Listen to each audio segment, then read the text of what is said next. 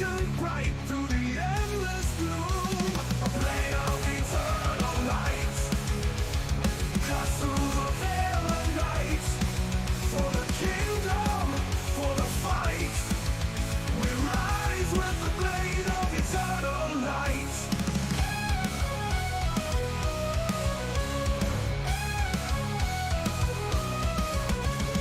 Winds our fears cross the shattered land. Demons tremble at the hero's stand. Through forest deep and mountains high, the fire within will never die. Ancient runes, they guide the way to the dawn of a brighter day. The blade of eternal light cuts through the veil of night. For the kingdom, for the fight, we rise with the blade of eternal light.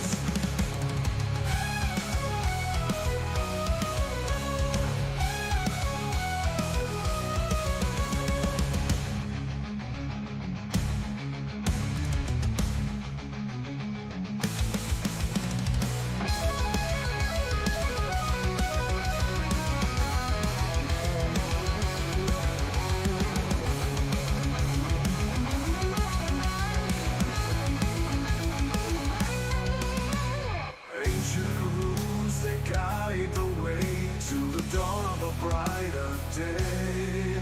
The blade of eternal light cuts through the veil of night. For the kingdom, for the fight, we rise with the blade of eternal light. The blade of eternal light cuts through the veil of night. For the kingdom, for the fight, we rise with the blade of eternal light.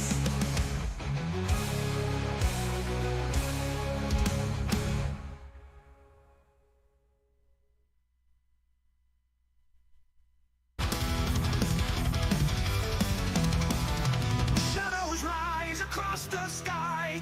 Iron wills never die. Banners wave, blood streaked and torn. A legend born, a world reborn. Blades collide, the heavens scream. Through fire and steel, we chase the dream. Wings of eternal flame, we soar through the storm, through the war. Like the fires, break the chains. Forever bound by the dragon's veins.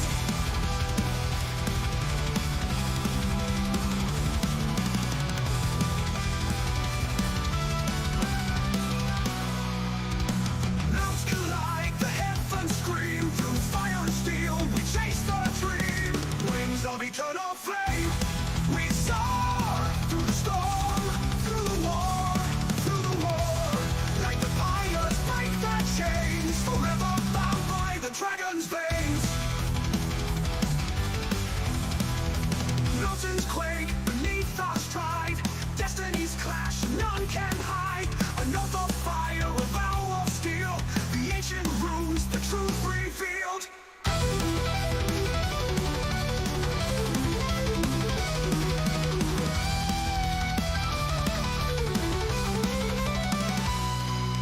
Rivers of wrath, oceans of light. We rise to fight in endless night.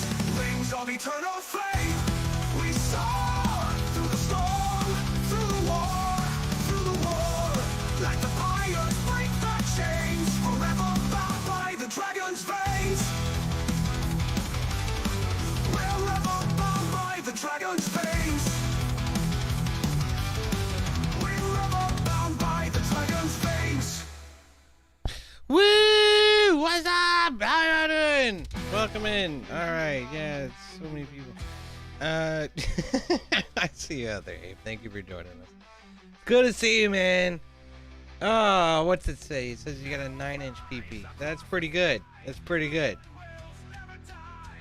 What do I get? I don't know. I have a 2. All my rolls have been terrible today. I don't exactly have a D15, but there. Yeah. Well, the D20 says I have a 9, so I like that. How you guys doing? Oh man. Today should be the finale of Sunless Citadel. I hope. I'm very sure that it's possible that we can get through it. The question is, will it happen or will it not? We shall see. There's still a big bad evil guy to discover, and all of his shenanigans to try to we'll see what the party has in store for us, man. I'm not sure.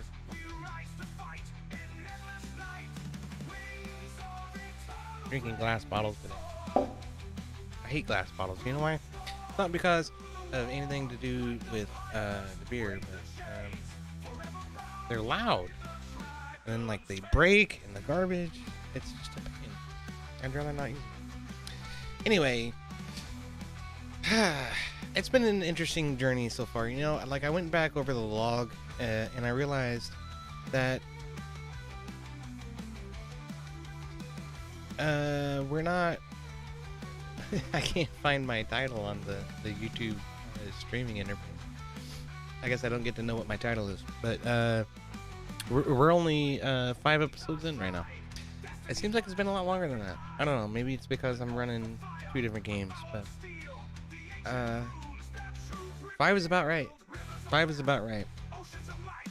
This campaign is campaign is relatively short. It's really just one big dungeon delve. So glad that we've made it this far and that we've had a good time doing it. And it's been a lot of fun. But one thing that I've noticed about this module is that it is very light on the story. There's not a lot of story to it. What's up, Jixer? I see you over on Kick. How you doing, man? Which is fine, you know, there doesn't always have to be. Sometimes it's mainly about the action and the intrigue and the discovery, right? Which is what this campaign has been about, and it's been a lot of fun. I've had a good time doing it. And between the two, like, this is one I think we could probably reasonably do in a one-shot, but it would be a long night. I'll tell you that. It'd probably be a 6 to 8 hour stream if we tried to one-shot it, but it is possible. That's the thing. It's like, I don't know if people realize this or not. It just takes time to move through everything, you know? Like, maybe if there were 4 party members, we could do it in less time than that. Like, that's really what it boils down to, is the number of participants sort of draw out the battle sequences, particularly, quite a lot. Sometimes more than maybe they should be. I think with 4 party members, this is an easy, 4 to 5 hour one shot.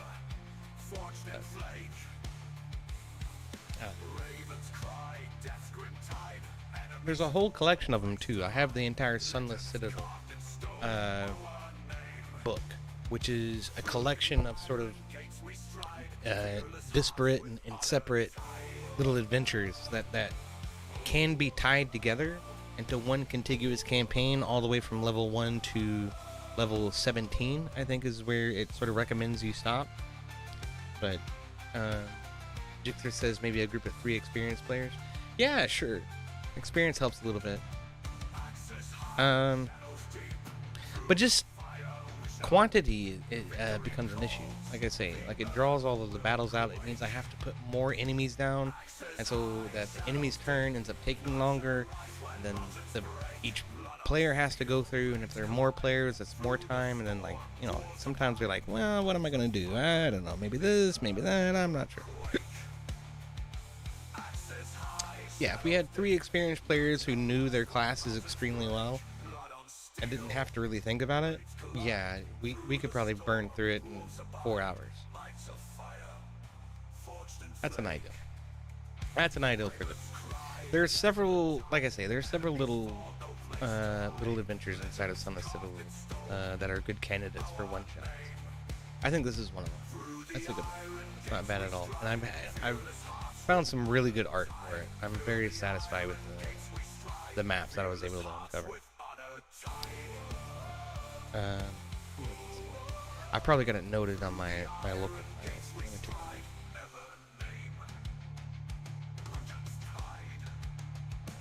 Mountain to pray. mountains, motherfucker. All right, sorry. We'll just put that on pause. Another thing I've noticed is like I've been watching some other people go over this again, just to make sure I haven't forgotten anything that's important. But some people don't use any background music at all, and I'm like, that is so strange to me. That really seems to music seems to elucidate the emotion involved in the moment, you know, like quite a bit to me. And maybe that's because I'm not a musician. I don't know. This guy's name is Foundry Atropos on DeviantArt. So,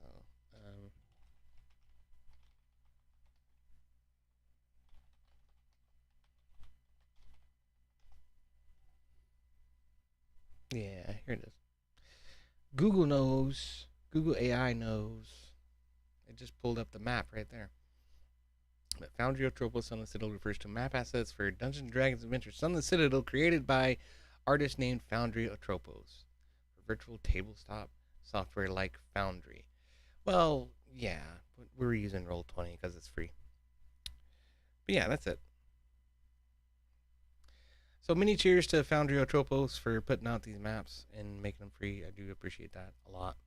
It's really cool stuff.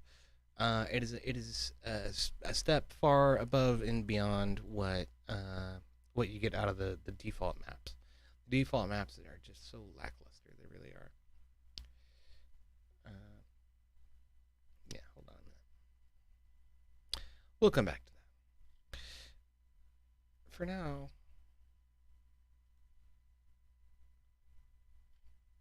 yeah, let me see if I can find it. I was just looking at one a minute ago. Yeah, this guy. Right here. Joyful. Can you see that? Back up a little bit here. I don't want to reveal anything that hasn't been revealed yet.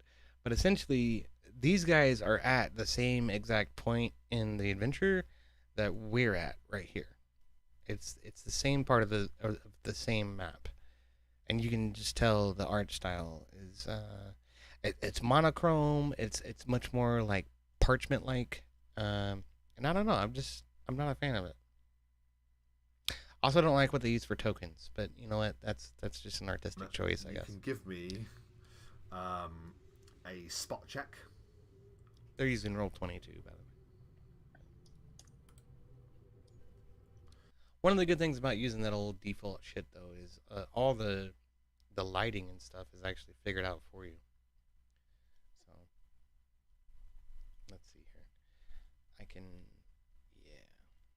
zoom in a lot in order to hide all the stuff you're not supposed to see. But if I switch over to my lighting layer here, yeah, you can see this line. I had to draw that all the way around the whole map. I chose not to do this side because I didn't feel like taking the time, but it's a pain. It's literally it took me like an hour and a half, and I'm just sitting here listening to people stream and talk about stuff, and I'm just tracing the map dot for dot for dot. But it's okay, you know, it's the shit you go through as a DM to try to make a memorable and engaging experience for everybody. So I have fun doing it. I really do. I mean, I don't have fun drawing the lines. I have fun running the game. Let me put it that way. Drawing the lines is not fun. But here's an interesting fact for you, is the party did not rest at the end of the last session. So, Erky Timbers is about 50%. Artemis could use a rest. I think everybody could use a rest. Also, one of the things I noticed is we're not yet to level 3, which this upcoming encounter we probably should be. And I'm not sure that we did or did not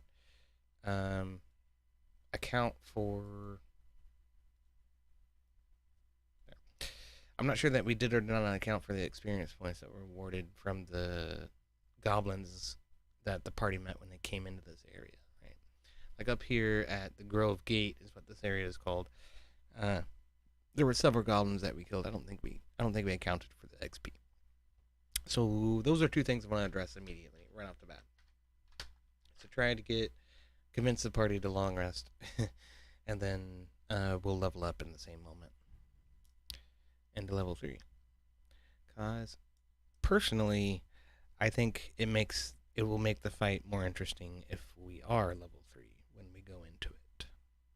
So, and that's like a bit of contention, right? Like, when is the appropriate time to level up? Is it at the end of the session or at the beginning of the following session?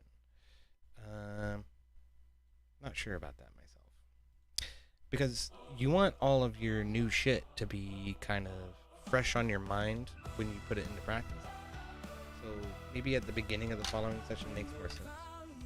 But also, you know, you kind of want to give people a chance to sort of look over everything that they can do and kind of plan their strategies out when they come back.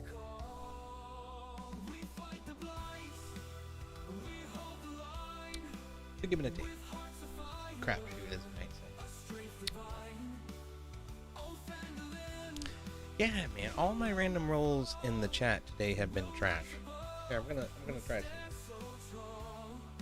How about just a 20? Rex, can you give me a good roll on a 20? Maybe.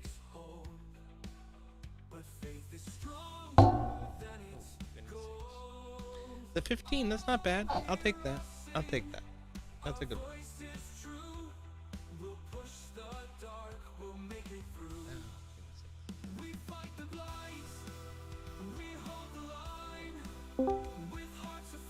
Guess I'll jump in here and wait for people to start showing up.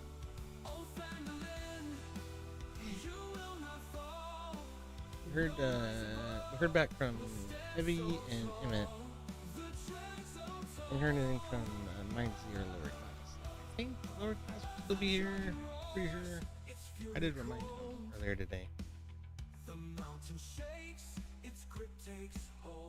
There's a chance. There's always a chance, right? If people come where they don't. What can you do?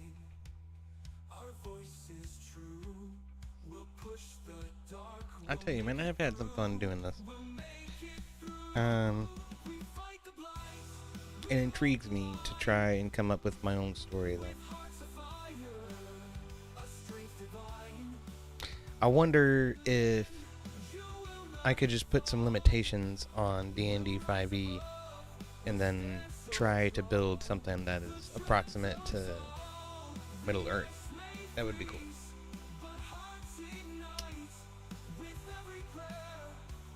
But there's also the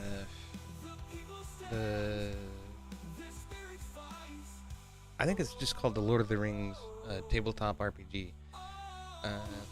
And they have a 5e edition, but they also kind of build their own game where there's several classes that are absent of magic, and they sort of substitute magic with like skill sets that are relevant. Right. Some of that could be interesting. But then it's like I have to go through and learn a whole new rule set, and so does everybody else. And you're learning all new classes and stuff. And it might be easier just to say, okay, like here's a set of classes that you can choose from. Okay, and like here's a pool of enemies that I can choose from in order to fit into Middle Earth and Tolkien's world, and to make everything sort of make sense. I don't know if you guys realize this or not, but in Lord of the Rings, there's only 5 people that can actually wield magic.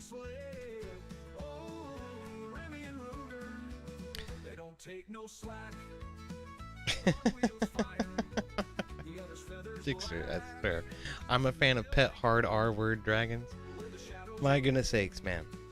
Or power to overcome enemies. Okay, like that doesn't work. Pretty sure there are plenty of maps for Lord of the Rings available. Yeah. Yeah. Like I say, okay, here I'll show you this.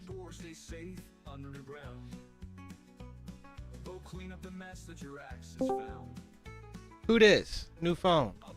New phone. Oh, what's up? How's it going? Pretty good. his wings cut air and his stare cuts the sky. Oh, Remy Ruger, they don't take no slack. Yeah, this is it. It's from the Free League publishing company, and they do lots of what you call it, tabletop RPG stuff. So they invented this whole game, and it's essentially 5e, but again, they just revamped the magic system so that you can't use magic. There's also the 5e edition of Lord of the Rings, which supposedly fits into the core rules of Dungeons and Dragons a little bit easier, instead of just reinventing the game. So that's what I was thinking about running. And it's available on D&D Beyond. I don't think it's available on Roll20. That kind of stuff.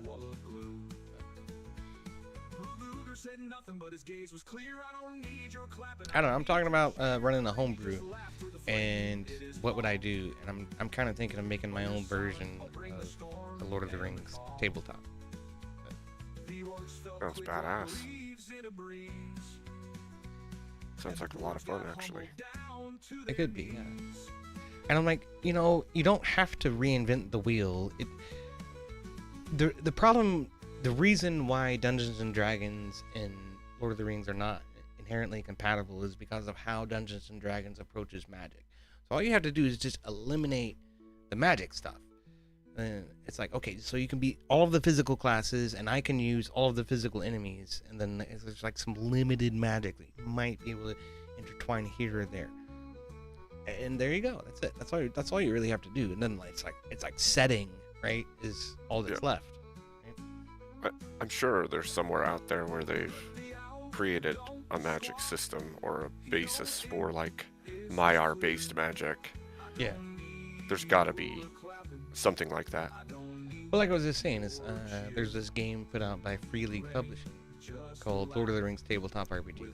That's exactly what they do. They completely revamped the magic system into what's called like a skill system instead.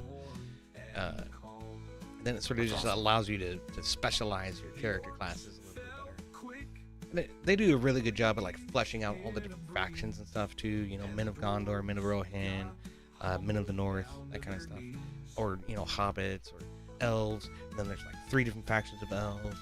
And there's a couple of different factions for orcs or goblins from the north. So awesome. Yeah, I like it. Yeah, that would be cool. That would be a lot of fun. There's a proficient amount of lore behind all of Tolkien's works. So. Well, you're not lying, dude. I got like a dozen books sitting over on my on the top of my fiction shelf right there. Yep.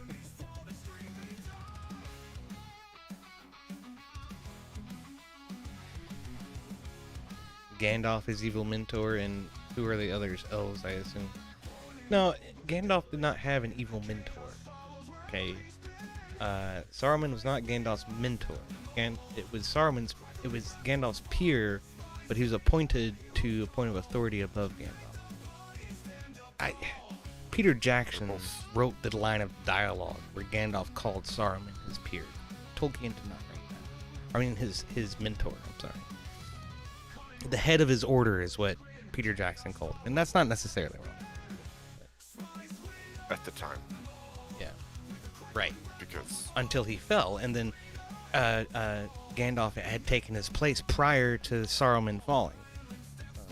Right. If anybody's read the Silmarillion, they understand that the Maiar are an equal order of, I don't know, angelic beings, if you will. So, yeah. At that point, they're all equal across the board. So. Indeed.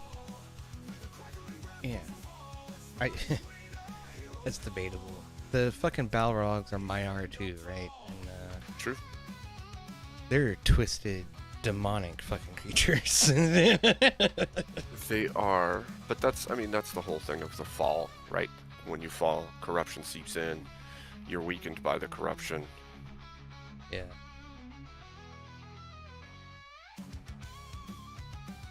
And empowered by it in some ways, right? Yeah. So. Yeah.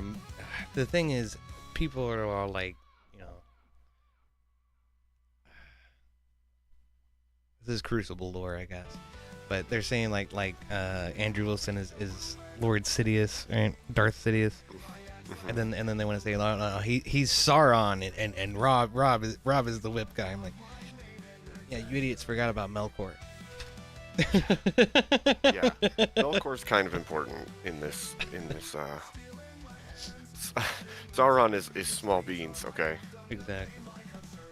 Melkor's the Valar who fell and then Yeah. corrupted all that is corrupted in the world. Including other Valar that he convinced, and loads of Maiar. Like, yeah, he's Satan, Exactly. and Sauron is just an Antichrist, okay? Pretty much. What's And up, Heavy? Antichrist. Good to see Hello. Hello, Heavy. Hey. you. We were just talking about potentially doing like a Lord of the Rings homebrew. Or maybe trying to run the Lord of the Rings TTRPG game through Roll20. That's possible too. Even if they don't completely support it. Cool. The small campaign I'm working on is in replace of magic is kind of going a mechanical, kind of like I suggested. Like fire is technically like flammable material. They're just claiming that, hey, I learned, I'm the master of magic. But yet everything they do is explainable. It's not, Fantastic. mystical or supernatural or whatever. It's literally just physics and science in action. That's cool. So it's like this: any sufficiently advanced technology is indistinguishable from magic idea. Yeah. But advanced man's magic is, or the advanced man's technology is the basic man's magic. Right? What's up, Bill Hicks? It's good to see you. Think along the lines of the rats of Nim. Mm-hmm. There's like no it. humanoids. There's only, basically predators and prey and things of that nature. It's different. That's fun.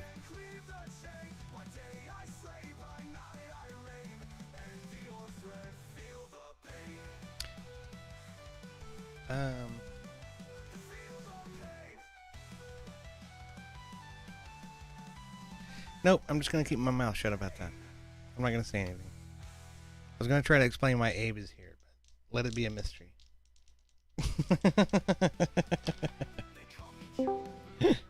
What's up, MindOfZ? How you doing? I'm doing alright. I literally just got home and out of the shower. Awesome. Perfect timing. Yeah. So if you hear him ooh woo or scream, you know he got a shock. Shut up. That's entertainment there. Oh, goodness.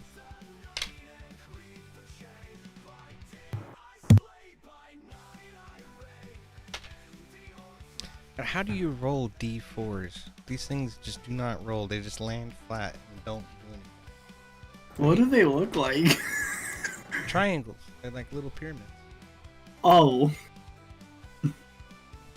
That's fun. But when you roll It's it, funny. it doesn't roll. It lands on a flat side and slides across the tray. That's weird. Kind of. No, it's funny because I know you guys are gonna hate me for this. I still have TikTok. Mm-hmm. I actually came across something that's actually really cool.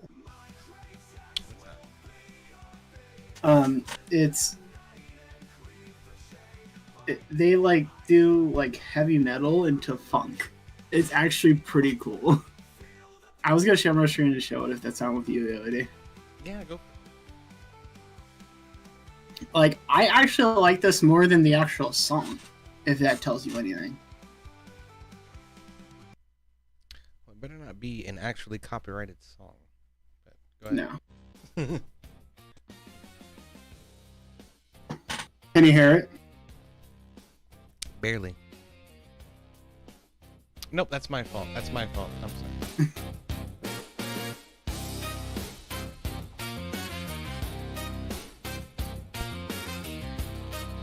not bad. I can.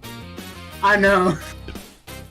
Like, this is something that I would actually play with the band. Like, I actually like this version better.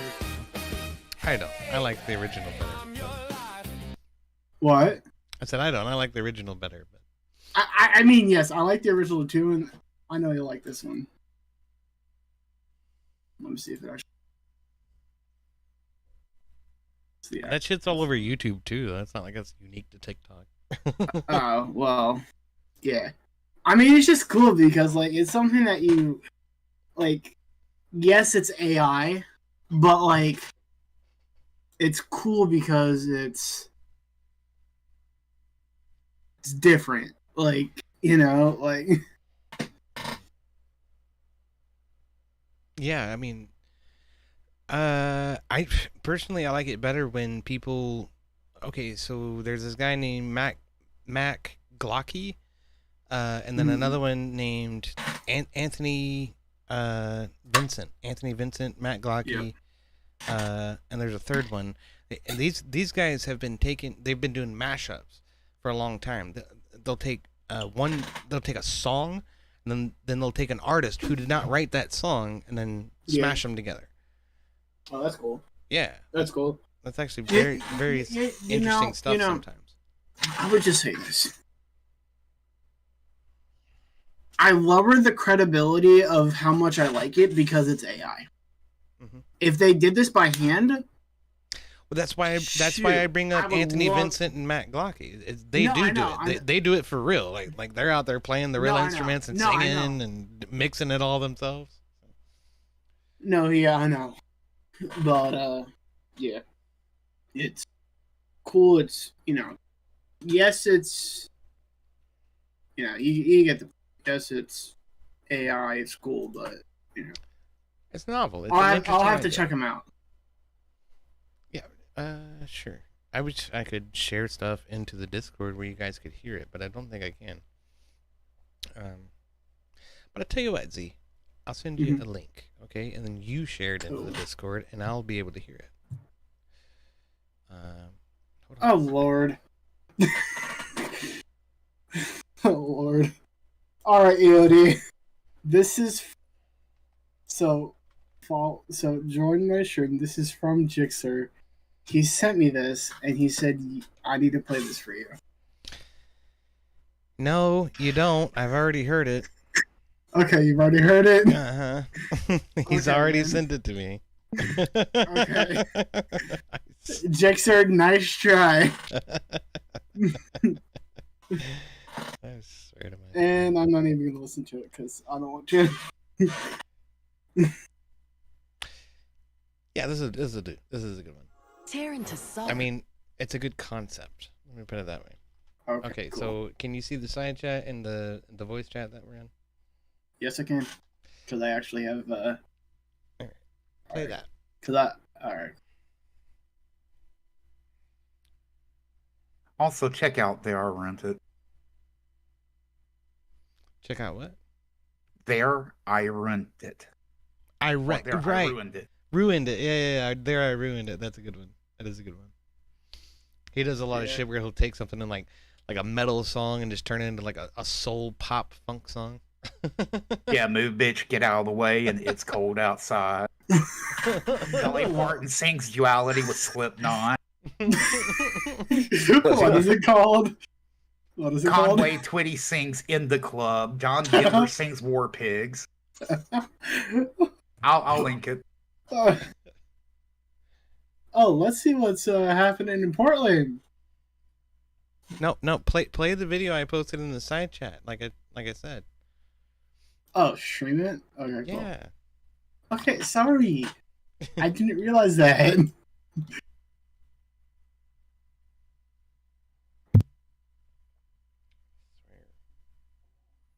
Sorry. Attention span of a gnat.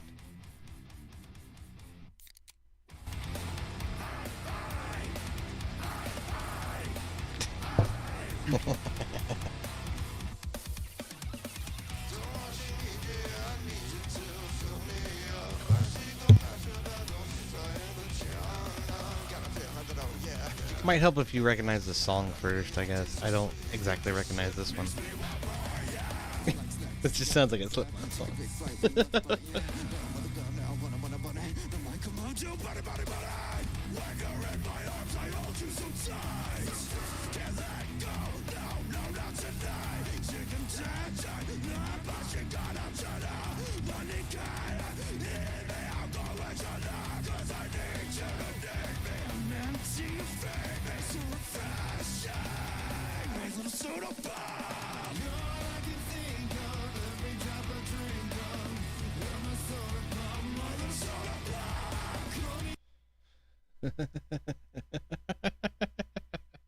You minimized it. Now we can't hear it. Oh, goodness sakes. Freaking hilarious. That's okay. That's good enough. It gets the point across. But Anthony Vincent's incredibly talented. Matt Glock is incredibly talented. And there's a third guy that they hang out with sometimes. Anthony Vincent does like Alice in Chains songs with him. He's really good at Lane Staley's vocalization. I forget his fucking name though. That guy's really talented too. So, yeah, I mean, if that's what you're into, I definitely encourage you to seek out people who are actually doing the work. Like There I Ruined It, Bill McClintock, and everybody else I've been talking about. Those guys are fucking awesome. I mean, hell, even Puddles the Clown has gotten into it. Yeah. No. Puddle's Pity Party. Yeah. Yeah, Puddles the Clown. Right. But his channel is called Puddle's Pity Party. It is funny though. Like he did a, I don't know what you would call it. It's like a Dean Martin kind of cover of Black Sabbath one time. It was really good. So it's funny you say that because I actually have the shirt from Ozzy's final concert. Nice. I haven't worn it, and I probably will never wear it. Should put it in a frame. And it's still in the bag. Or you could auction it maybe. Who knows? What's up, Suzanne Griffith? It's good to see you.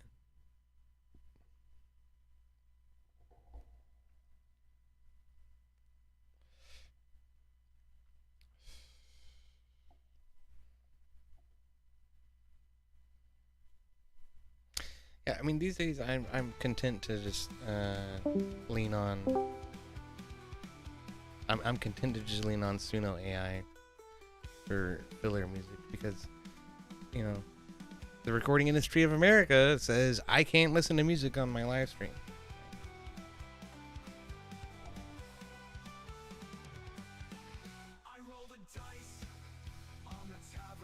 Fine, I'll steal it from the fucking AI.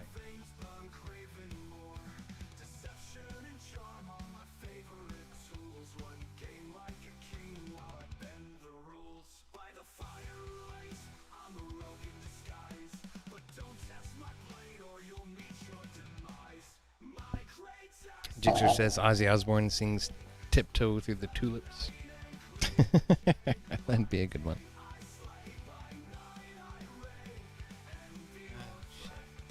Okay, so we're waiting on Lowerclass. Yeah?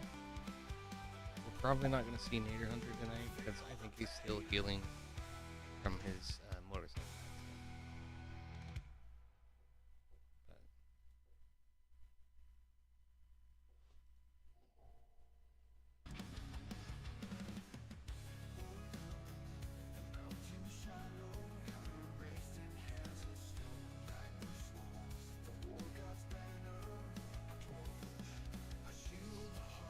What happened to Naderhunter?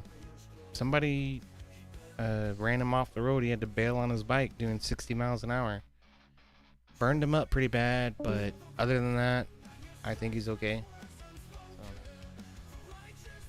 But he's suffering from some serious road rash. So. He's still recovering from that. Finds it difficult to sit in any one place for a long time. Severe enough road rash is no freaking joke, man. Like,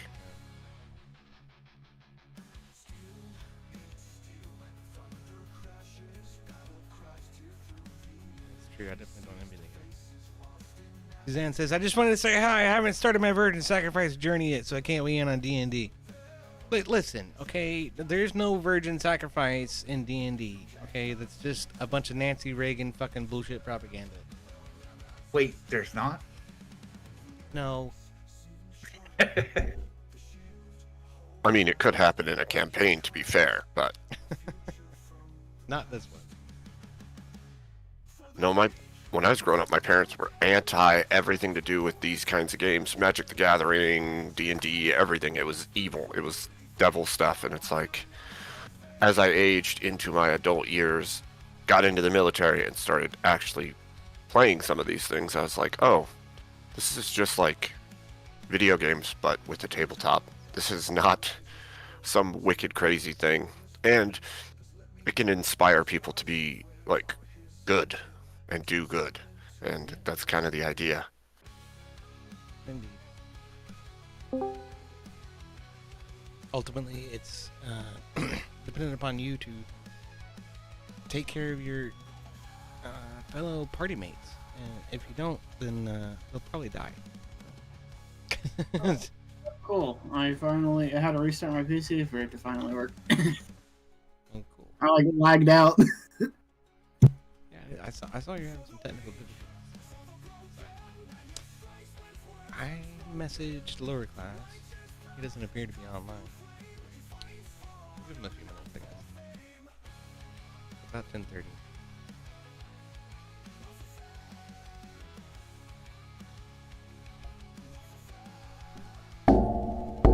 What did happen on here? Okay, so we just got a PayPal donation from Suzanne Griffith. It says, here's $5 for the mockery. You don't have to do that, Suzanne. I'm just fucking with you, okay? I do appreciate it, though. Thank you so much. Cheers. Who's fucking with whom? Suzanne Griffith is fucking with me.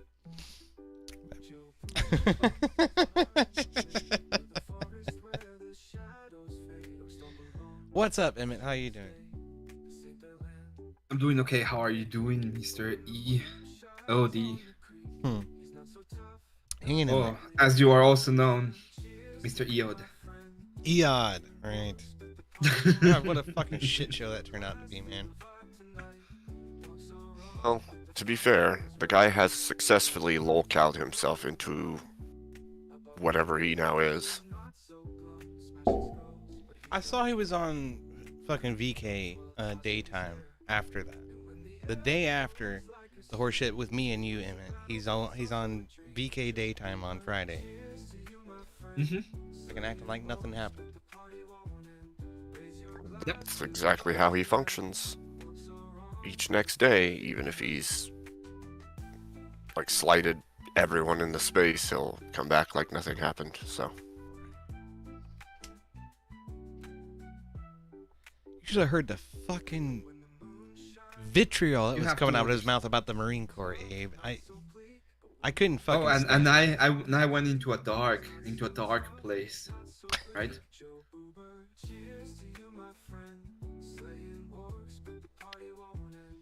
It was not good. The whole point of that was for him to just fucking string Emmett along and get Emmett to look at his fucking content, and then come in and slight me, The first slight part Emmett, of- slight everybody.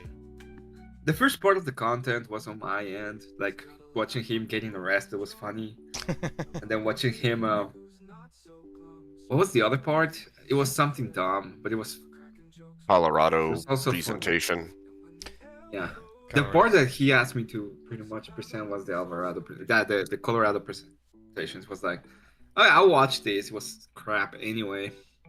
I would have preferred everybody to watch his speed date. Grace, him speeding dating Grace Thorpe. That is the simpiest fucking shit in this history of the internet. Like, if you watch that and you watch a panel with Anson Knowles is normal. That's how fucking wild. simp this guy is when he was on panel with Grace. Well, it's to be fair, it's every time he's on a panel with a female. Period. Like, he instantly falls into complete simp. Can I get your number? Let's date every single time. Well, it worked with one of them. Yeah. So, yeah. Benson's been saying that he wants me to date Kel, and I just keep saying that I'm not getting near that sexual assault allegation ever. Dude, that bitch is crazy. That is a crazy bitch. Yes. I know. That's what I said. I'm not getting near that sexual assault allegation ever. In my entire life. I've already told like K2 that's an early grave waiting to happen. Right? For real. Yeah, true. Yeah.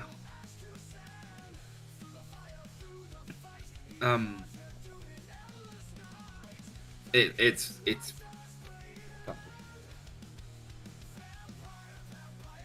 I don't think it's I don't think it's shit. There are things that you don't do, okay?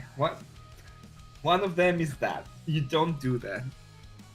Exactly. No, Kel is just a little spurg fest waiting to happen. Dude. Every time anybody says anything that's, remotely controvertible, she completely loses her fucking mind, starts screaming at the chat. You're an idiot and you're a retard. Nothing you say matters, and that's that and the other thing. The bitch wouldn't even debate me. Like, we got to the point on Grid stream where we're like trying to figure out what we're gonna debate, and she's like, "Are you banned from Twitch?" I'm like, "Yeah, I am." Like, oh my god! I have to leave. No, this is terrible. No. You made the oh my god from freaking Jay Dyer. That's so funny. Oh my god! Oh my god! That was her little reaction. It was like, holy shit, she's shitting her fucking pants because I'm fucking banned on Twitch. I'm like, I didn't know you were on Twitch. If I had known that, I would have said something. Then, somebody in the fucking chat was like, taking her side on it. Somebody always does. I don't know why. It's always a woman. It's always a woman who's like, Kel deserves some support. And I'm like, no, you're stupid. You need to fucking pay Everybody. It's called the sisterhood. Uh-huh. Started telling me Sisterhood of the traveling pants. I needed to be accountable. I needed to show accountability for myself. I'm like, how the fuck do I need to be accountable for you being on a platform that I'm not allowed upon? That's backwards. You're supposed to know everyone who streams on Twitch to avoid being on panel with the people who stream on Twitch. Isn't it more likely their responsibility to go, oh, I need to make sure no one on there is banned? Because it's their channel they're looking out for? I think it's pretty fucking easy to know that maybe you shouldn't be streaming on Twitch when you're in a conservative panel on YouTube. That's Maybe. That's what I was saying. I'm like, this is on YouTube. Everything's kosher, right? And I'm like, Gibbs was there, and Average Debate with Enjoyer were there. They're both streaming on Twitch. They both know I'm already banned. I didn't have to explicitly tell them like, hey, I'm banned, guys. You gotta block my face. They fucking knew better already, and they expressed that in the fucking conversation. But for Kel, no, it was the worst thing ever that I happened to show up on screen, and she had to look at my beautiful face. Dude, there's overlays and shit for that. Like, you can be pre-ready. You just black dot people and call it good. Pretty much. Well, you ask. You ask at the beginning so you know what to do on your end. Right. Like, oh, I can't show this guy. I have all of this crap I can do and not show him. That's it. I don't know. We got Joseph Romano Magira hanging out with us. How y'all doing? How's it going? Well, Gira, good to see you. Good to see you, Romano. And Wagira. Yeah. We're just waiting on Lowerclass to get started. Hopefully he turns up. I'm pretty sure he will. We'll give him a few minutes. I was going to stream and I ended up not streaming today. It's you, Abe. You're contagion agent, making me not stream. How does that work? I don't know. I'm just making shit up so that people don't blame me. We can blame you instead. You're the older That's brother. fine. Yeah, You blame put the Abe. example.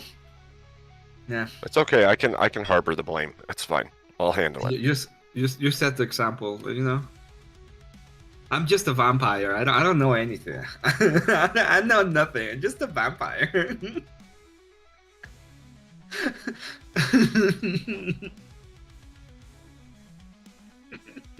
Oh my gosh. Poor thralls, I tell you.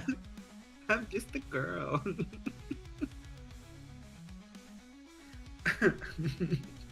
Orthobros, I tell you. Is that what you said? I said poor thralls.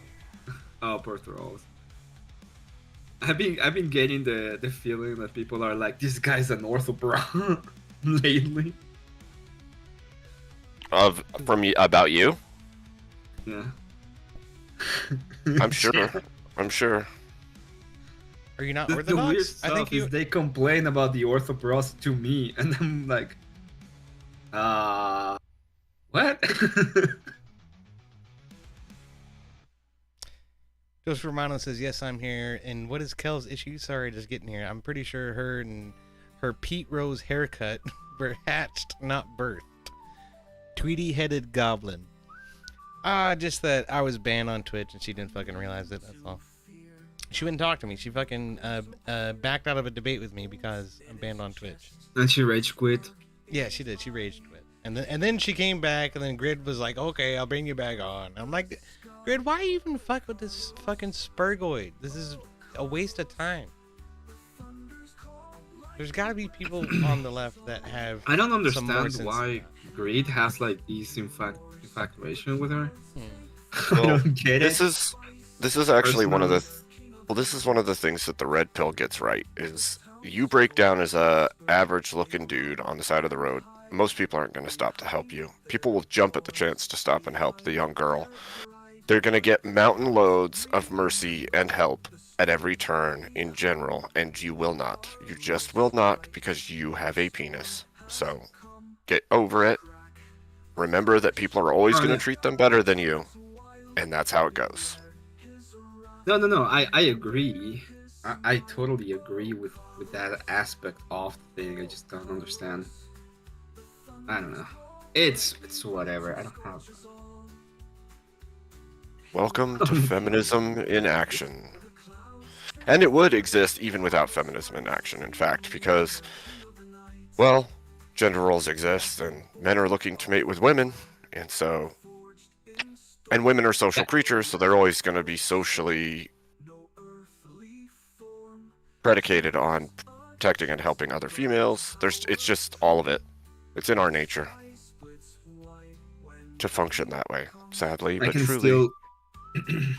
I don't like it. I don't like it. I don't like it. It's fine. It's whatever. I don't give a shit, to be honest. I just mean, I have a very different way of looking at YouTube. I think I see this as a business kind of thing. So I don't see even some of my there are some interactions that I don't see as a business because I think they are way more important in the long run as of what I want to do. But I see a ton of my interactions with people as business transactions. So, As well as you should. As well as you should as a creator. There should be that level with, at the very least, most of the interactions that you have. I don't think that it should be that way for everything, obviously, because you foster some kinship or friendship with some people. The rest of them are going to either fall away or just be business connections, like, you know, networking and stuff like there's that. people I like a lot in the space, but I don't consider. There's people here that I do consider to be like actual persons I would consider friends. That would go to war for. I would agree with that sentiment.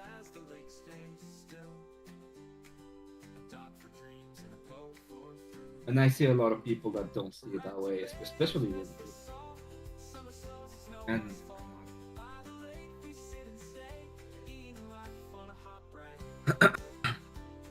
But yeah, there's a lot of oh, this person is kind of cute. My business is now gonna be like, yeah, have preferential treatment for some reason, and I don't even know why.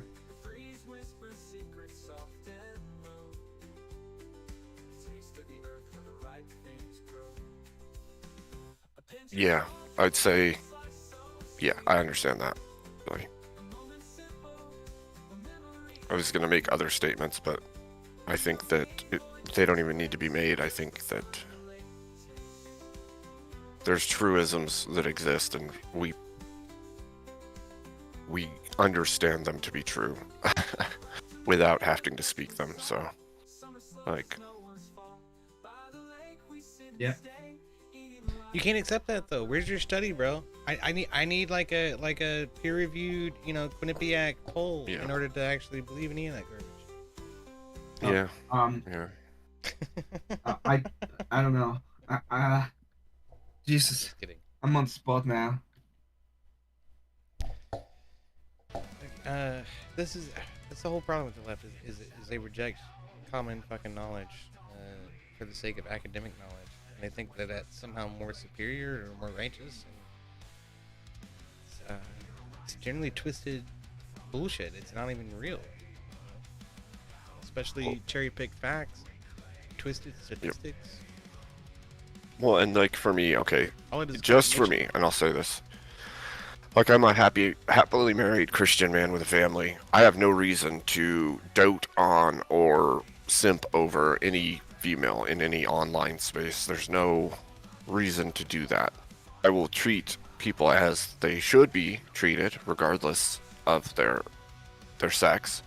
But, like, there is a level of interaction you would have in the real world with a group of dudes and a group of women, and that's carried over here. I'm still the same person I am here that I would be in my daily life outside of here, and I'm going to keep to those same things. I'm not going to simp over a female because they're present. That doesn't make any sense to me. I'll talk to them like they're a person, because they're a person, and I have no interest in them other than that they are another person.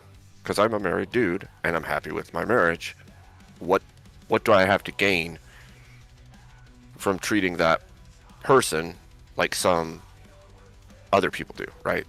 Like, some people are going to simp over them and give them extra time and give them extra chances and all this stuff because they're a female. Okay, that's cool. You can do you, but I don't see the value in that.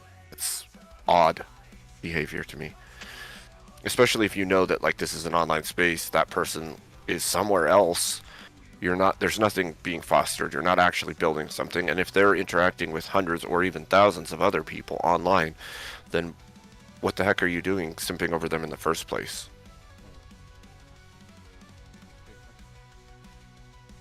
Chris Romano says, you get no respect from me for merely existing. Earn it. I appreciate that.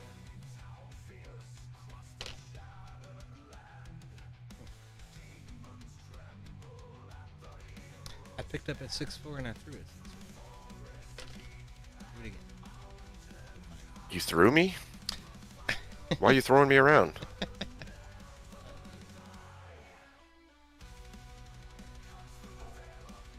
We'll give Lowerclass another 5 minutes.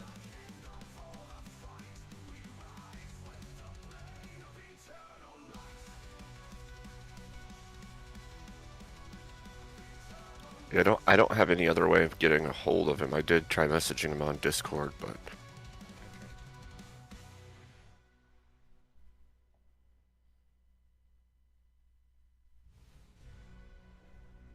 Did you hear him say anything about it in his stream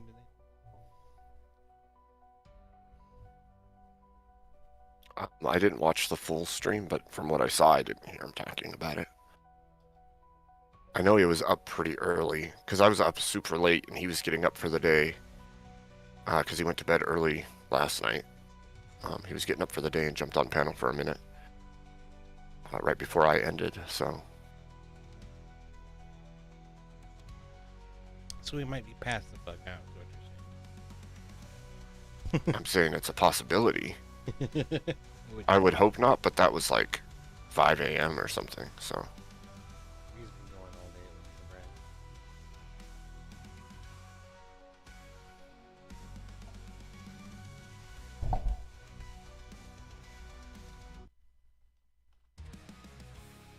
I think there's a possibility like Scott Hotvet has a way of getting a hold of him, but I don't know how to get a hold of Scott either, so. He'd be a good one to be able to get a hold of. I should probably figure out how to do it.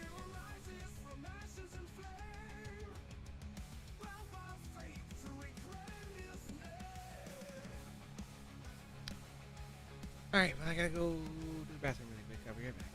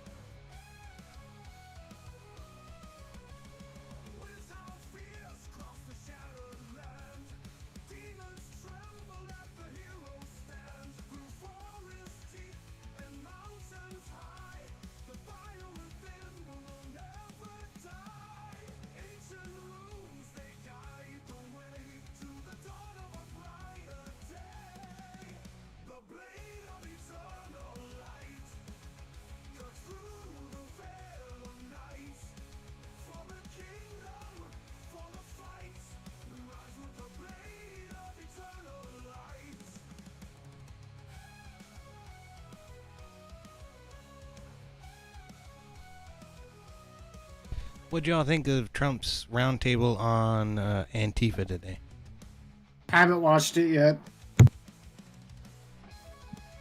Yeah, I haven't actually had a chance to watch the entirety yet either. I watched most of it.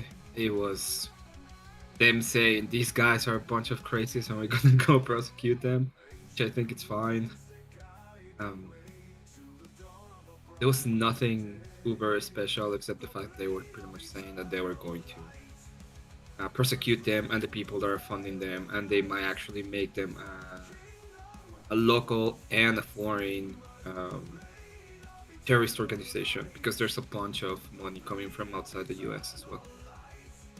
Well, that's absolutely true, because they're posted up in European countries and all over the place, to be fair. Canada. Yep, too. No. Yeah, I don't care. To be fair, Canada's like Europe adjacent in the first place, so. Yeah, they are. Yeah, they're the socialist leaders of America. That's for damn sure. But the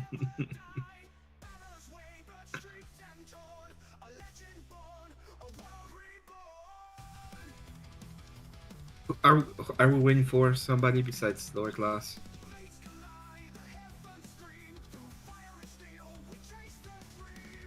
I know I was late, but just didn't remember. No. I don't expect Naderhunter to show up. I think he's still healing. Are we still going to do it, or are we gonna wait, or are you gonna try to reschedule with Lowerclass? No, we're gonna do it. We're gonna do it. Okay. Okay. Let me turn. Are we starting right now, or are we still gonna wait for a little while? What, do you need to make a bathroom trip or get some water or something? Yeah. Yeah, go ahead. That's fine. Okay.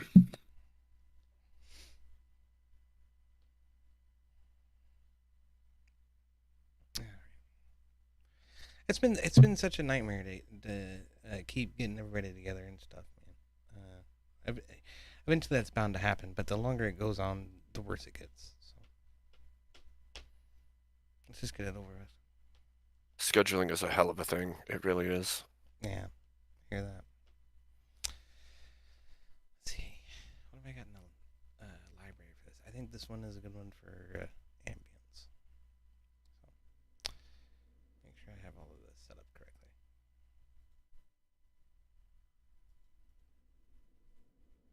It's going. All right.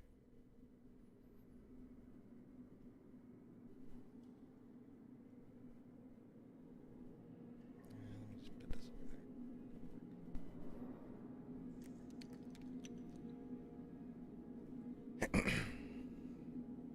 Opera is so good at managing resources that if I'm not focused on it, it won't actually play the music.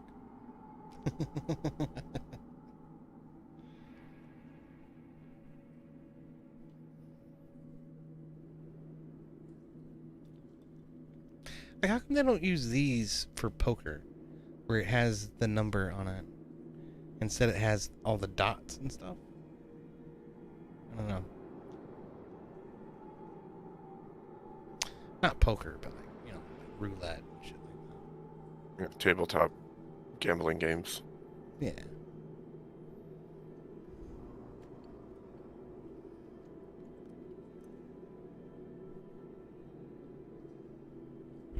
I don't know, maybe it was a matter of literacy back in the 16 and 1700s, right? I guess when these dice were first invented. It's likely countable dots is easier than Trying to read a symbol. numerals, yeah.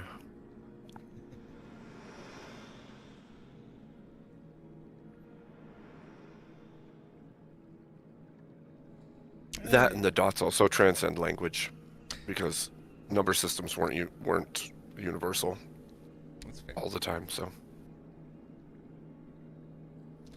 So we got Jared Speaks and Corey Barton hanging out in the chat. It's good to see you guys. How you doing?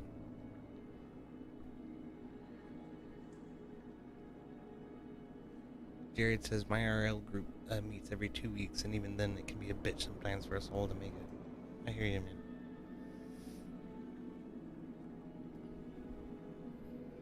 And Corey says, I hope you guys have plenty of big soda and safe travels on your adventures. Well, I got the champagne of beers right now. That's what I'm drinking. But it has this fantastical woman sitting on a crescent moon on the label. So that seems appropriate.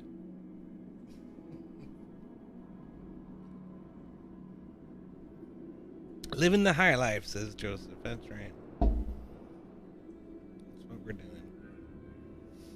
I mowed my grass and I cooked out fucking hamburgers and hot dogs today. So that's high life to me.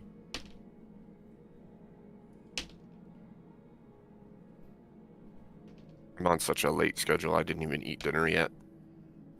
Damn. That's rough. Same.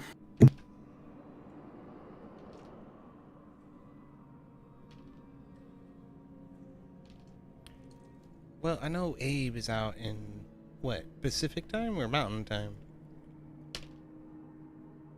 I'm mountain, so 2 hours behind you. 8:30, 9 o'clock's not bad. If you want to go ahead and try to scarf something down, man, that'll be fine. It might be at least 20 or 30 minutes before we actually introduce you.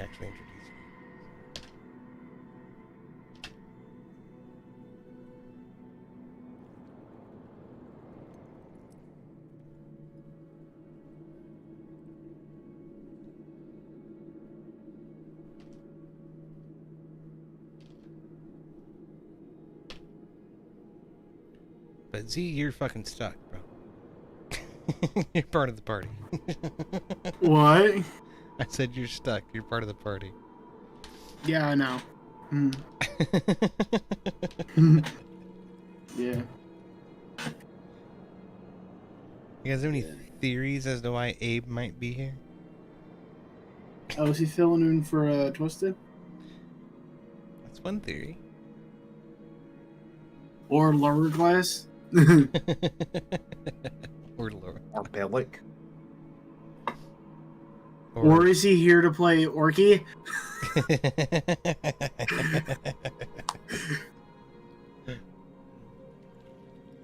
I can't answer you. I was just wondering what your theories might be. What's the reason, damn it? You'll find out soon. It'll be obvious.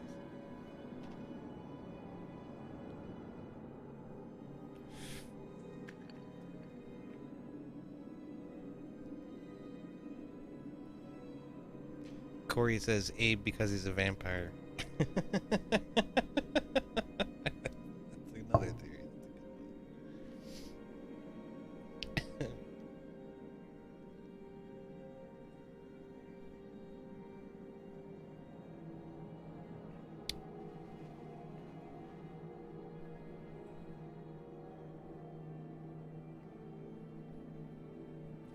Joseph Romano says I did a show one time and didn't know I was a fan of one of the openers.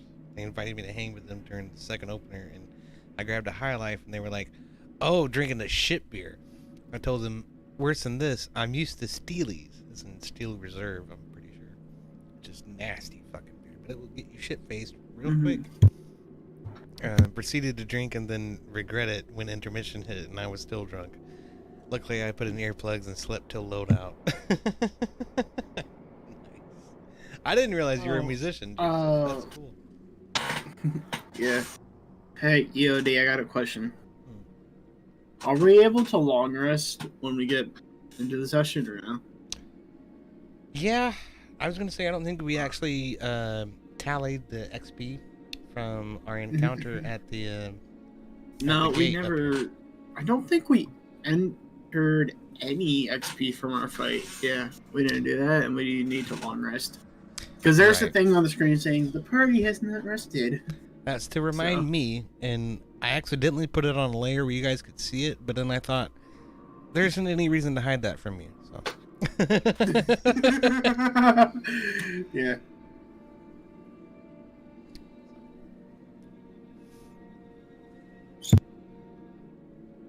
That's what true. Was it that we fought 4 orcs and 4 lights.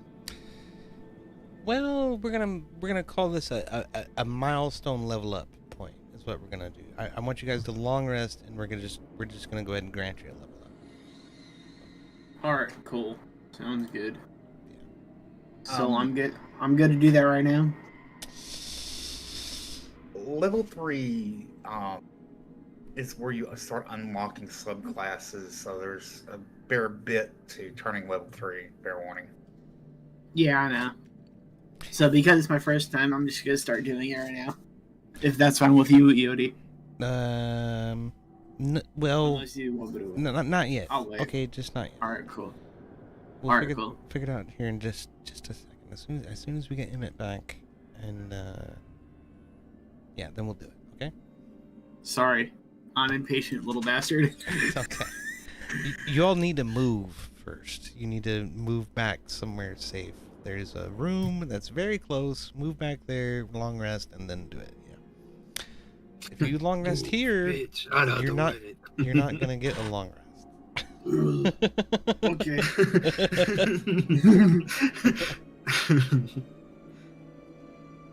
Okay, great. So everybody's back. Okay, great. So let me go ahead and do a quick recap, okay? So our intrepid adventurers have journeyed through the massive Sunless Citadel. They find themselves deep within its bowels, in the back end of the bottom level of the Citadel. It has opened into a natural cavern, mired with briar brush and unhewn walls. Recently just passed through what appeared to be finished parts of the temple and the fortress into what is now just an open cavern, which appears completely natural and unhindered by the will of man. Nobody has rested yet, and you're all pretty wary, okay? And Groot is gonna step up and immediately say, "Hey, we need a long rest. We need to find somewhere safe to go, so that we can long rest before we proceed. I'm certain there's something awful lurking in the shadows beyond our point of view right now. We need to find some place to long rest." What about here? What about in this place? Well, God has forsaken us anyway. Groot, That sounds good to me, Uda. Has place to sit. There. that'll do. Okay. That will do. Okay. You know the story of the god that didn't know if the door was open or locked? It was a very, very fun story. My grandma used to tell me a story. What was the story? It was my uncle, not a god. He was just confused because he drank too much alcohol. When it has alcohol, Jesus Christ. So you're saying your aunt considered your uncle a god because of his massive sausage? Well, it all started at night. My aunt was over there having fun with the ladies, you know. And a massive guy just goes in, snaps on the door. It's, bah! Everybody gets a little bit confused. Nobody knows what to do. Man's like, "Who are you?" And it's like, "I'm your god." Now open the door. Yeah, good times, good times. I was just a little rat, no beard yet.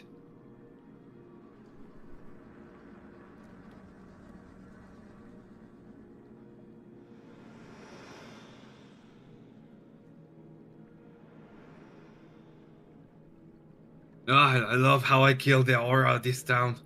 Makes me happy. Oh, Artemis is bored to fucking tears and sleep, so. Perfect. Sleeping's nice. Alright. The elf is tired of hearing Ur'Dahir, so the elf is gonna rest. All right. So y'all gather down on this. What do we call this? It's the remains of a tower, apparently, which has been long destroyed by the cave-in, which ultimately sunk the citadel deep into the ground. And you have found this little alcove, which is relatively flat and somewhat comfortable, and obviously shielded from any view beyond deeper within the cave. So, yep, you're able to get a long rest. So go ahead and get a long rest if you have. And in the meantime, we're gonna say, yeah, I can't do it for Urki. I don't know why.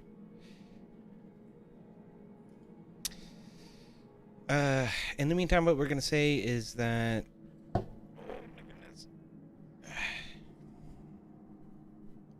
my back has just not been cooperative this past week. I'm gonna tell you that. There it is. All right. Yeah, you guys earned 200 XP for the previous encounter. Okay, so go ahead and add yourself 200 XP and level up to level 3. And yes, this is a milestone for your character development. You will now be able to add feats and traits that will provide some special abilities. And so I wanted this to happen before we got here, but as things have sort of happened, it's just been a little bit haphazard. So here we are. We're gonna do it in the moment.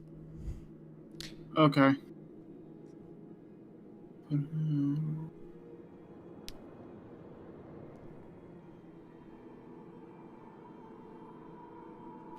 So I think first you have to add the experience to push yourself over level 3, and then to go in and level up.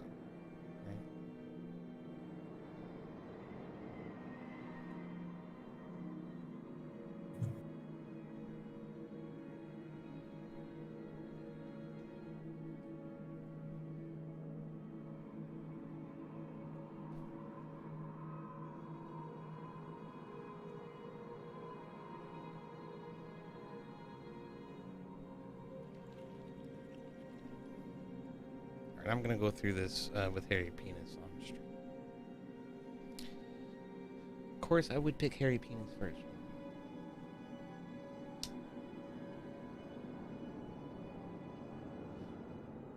I forgot to give him a long rest too. Hold on a minute.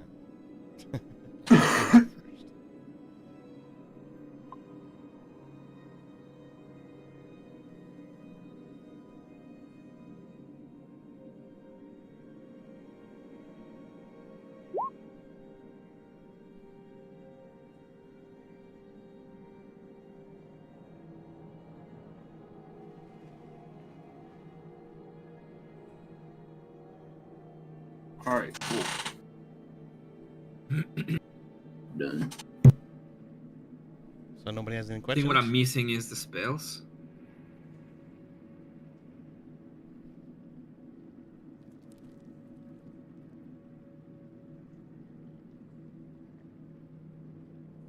Oh, I'm not missing the spells.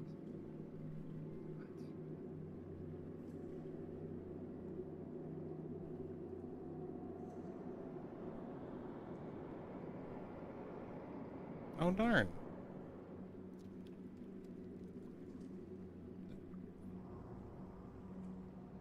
Hmm. Oh, okay. There we go.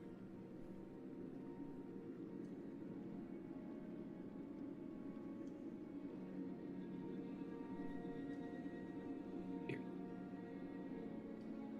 Oh no, this thing is totally freaking out on me.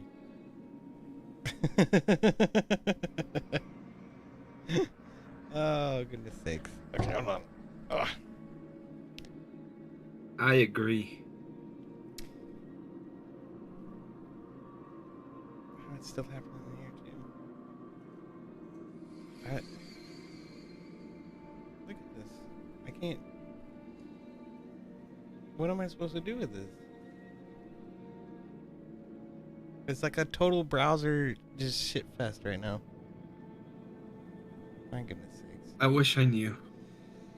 Okay, let me try a different browser.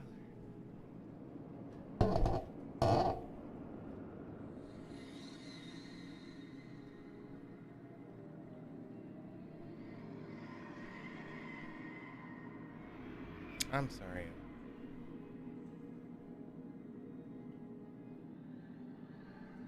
It warned me as soon as I loaded it up. They updated Roll20 recently, and it warned me as soon as I loaded it up. It's like, hey, this browser is not compatible. I was like, I don't care, fuck you. Maybe I should have listened.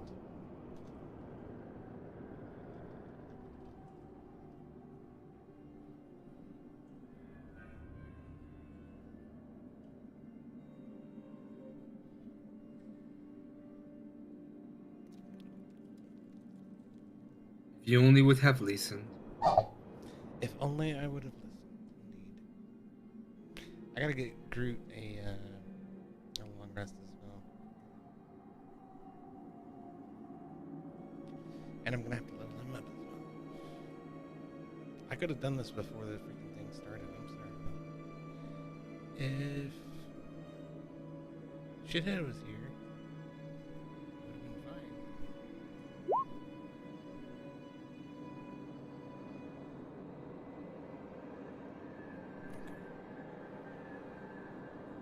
I wouldn't have to do.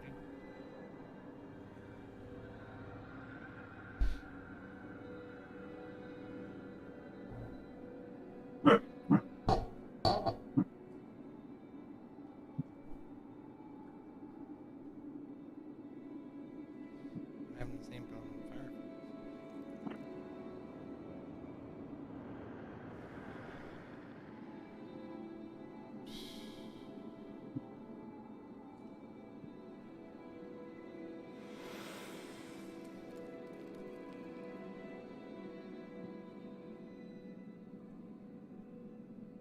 Wow.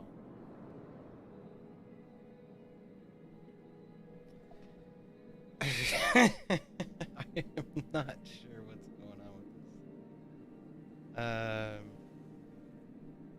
Let me try Chrome. I'm sorry. I'm gonna try Chrome. Hey, did you guys see that, that one guy did that one thing and, like, he farted into a lighter and it, like, blew up? What? Yeah, it was a thing. When? Like in 1992? Oh, I had no idea. You didn't know you could fart into a lighter and make it explode? No, I knew that. I didn't know it happened. Like, there are things that I know can happen. That doesn't mean I know it happened. What am I trying to say? Okay, so there was an incident at a church event with the SCOTUS, right? where a dude showed up with 200 explosives, something like that. That was pretty fucked up. And like a leftist manifesto. You heard about this?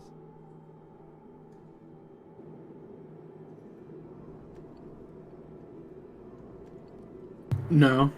You talking about the attempted Fox Crew 1? Yeah. Yeah, it didn't get talked about much. Didn't get a lot of coverage on the news. I think it was also in Utah. Uh-huh. It happens once in Utah, and every time it's now Utah. I see. Whatever is going on here, I cannot fucking deal with this. I don't know what the problem is with the fucking characters. I can't select a subclass if this is what the subclass menu is gonna do. What am I supposed to do with Looks it? like it's having a stroke. I know. What am I supposed to fucking do with it? It doesn't matter what browser I pick. Chrome, Firefox, Opera, they're all doing the same shit. I don't know what the fuck is the problem.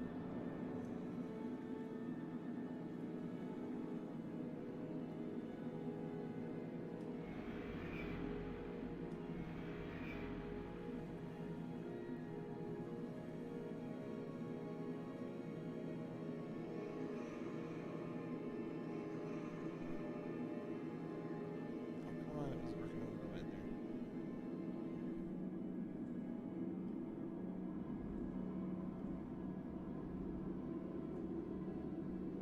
The Berserker. Yes, let's do that. Okay, that works. That counts. Great. What else do I have to do?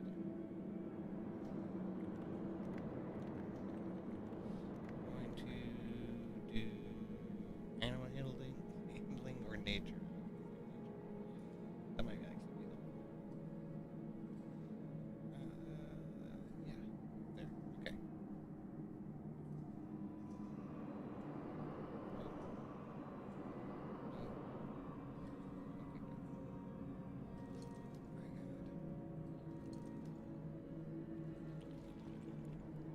Okay! Groot's level 3. Excellent. Did anybody else have any trouble leveling up? At all? Finishing up. I have questions, but I'm checking them myself.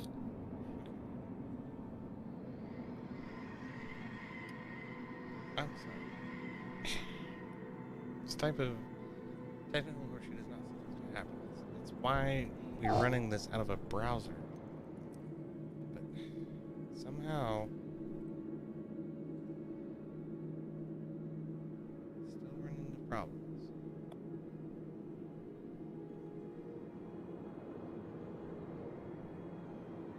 Two spells.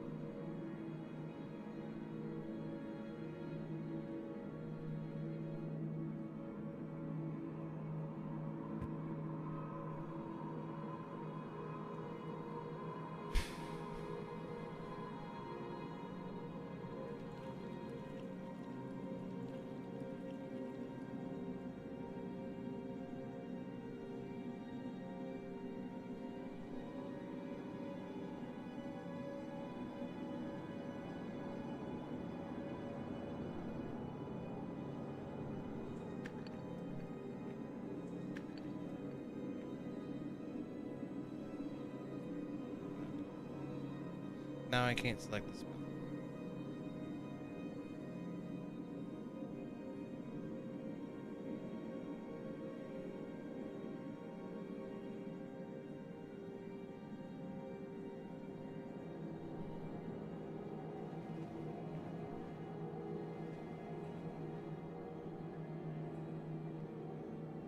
Okay, whatever. Hairy Penis is also level 3 now.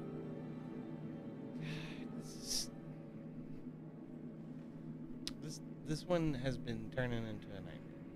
I'll tell you that. Okay, Penis and Groot both got a long rest. That's great. Okay, awesome. Urky Timbers is healed. Great. Awesome. Okay, I'm sorry. Let us continue. Is everybody's level 3, everybody get a long rest, we're ready to go, yeah? Yes. Almost.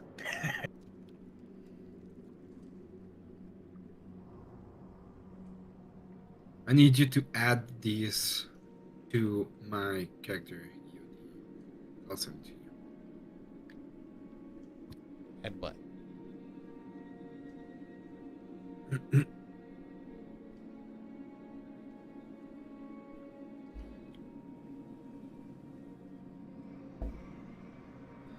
Um,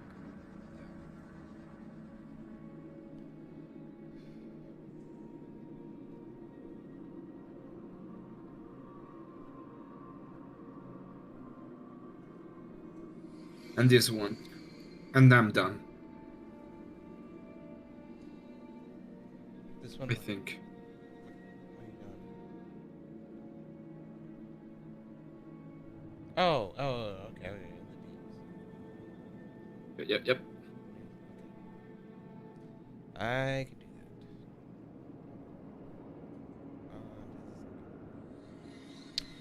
At least I think I can. As long as the thing doesn't fucking freak out again.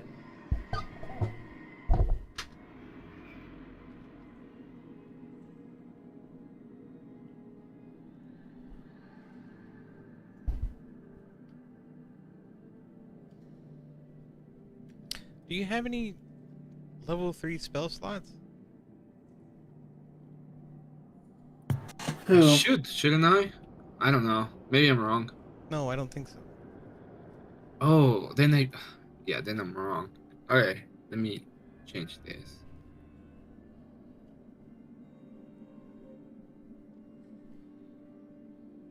Yeah, I should be getting second level still.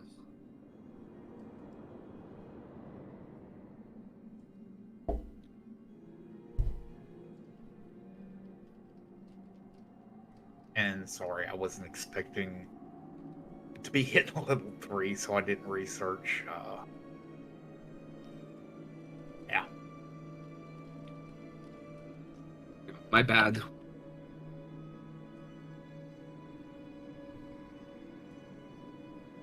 This one.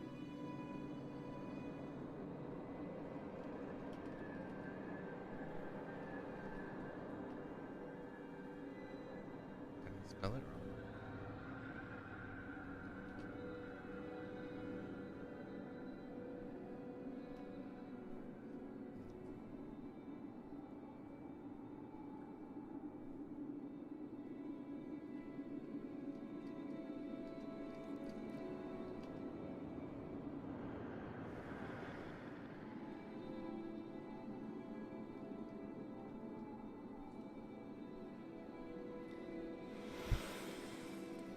Okay.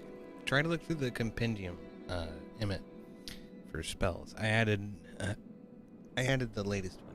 No, that's okay. I was looking at them. Try to see if those two exist, and if not, I'll try to see Yeah, they the do. others. They do. There you go. Okay. So I was taking them from online, and sometimes they have extra spells from other books and stuff. Yeah, a lot of times people will aggregate shit from all kinds of different books. They don't necessarily come from the Player's Handbook or the Dungeon Master's Guide or the rule book. So that's what we're working with. It's basically vanilla D&D.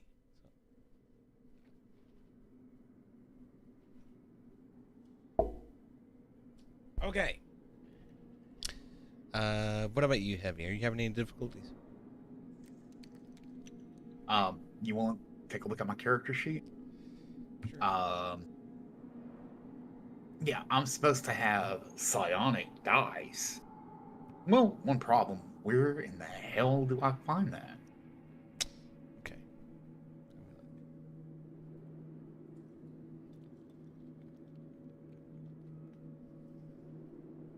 How do you spell psionic? PSY? PSI Ionic? ONIC. No why.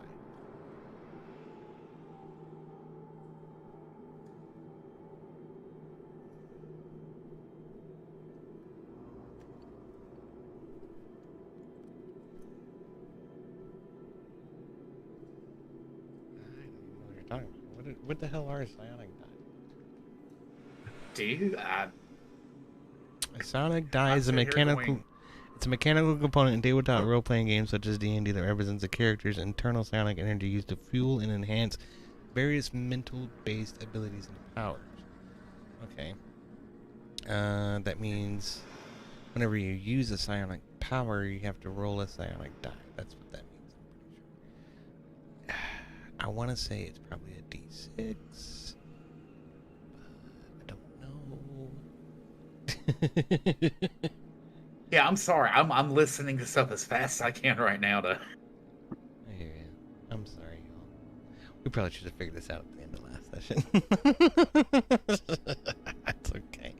We're giving lower class a more of an opportunity to show up. He still hasn't shown up.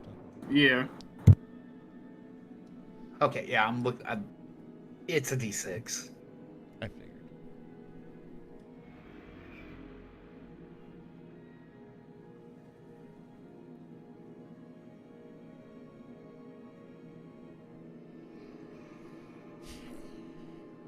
I mean, I'm good with the new version of D&D, but I mean, to have a freaking decoder ring and do a bunch of research just to find out what damn die you roll in something is ridiculous.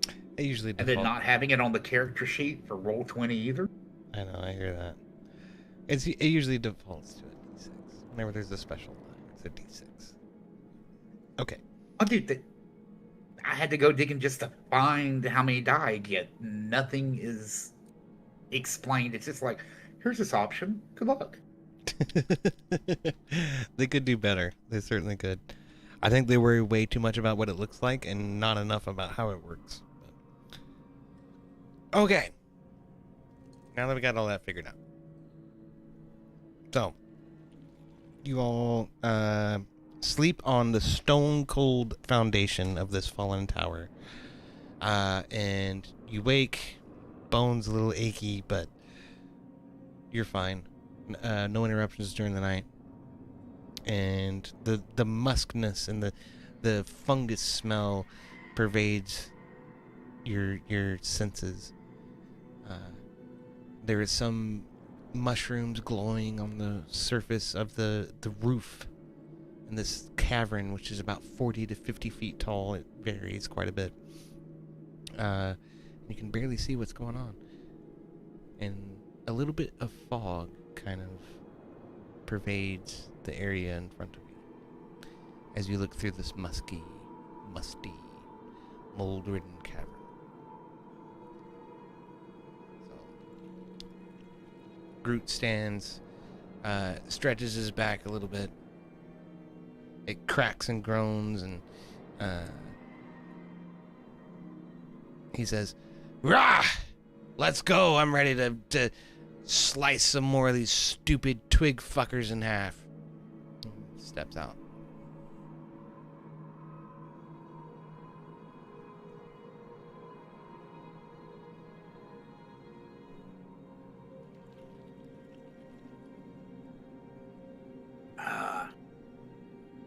Harry Penis. Smells just like home. Harry Penis grabs Erky Timbers. He says, "You ready for another day of being a human shield?" Slacks him by his neck and swings him around to the other side. Puts him in front. And proceeds to follow Groot.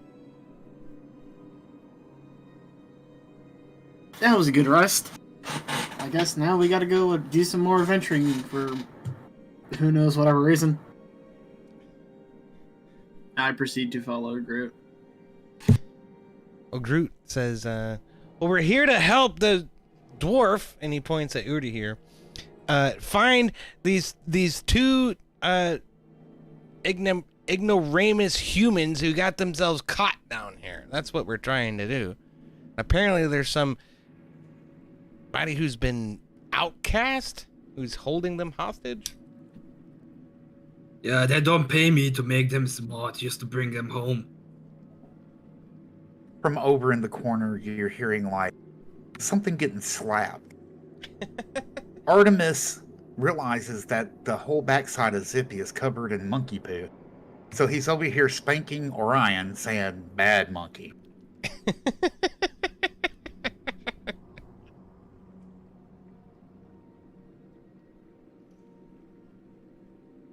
So Zippy, suddenly you smell the aroma of monkey shit. And you feel your back and it's goopy. Orion, I thought we were on the same side, you dumbass. I hate you. When Zippy turns around and look at Artemis, he's like, no, it's not what you think. It's not what you think.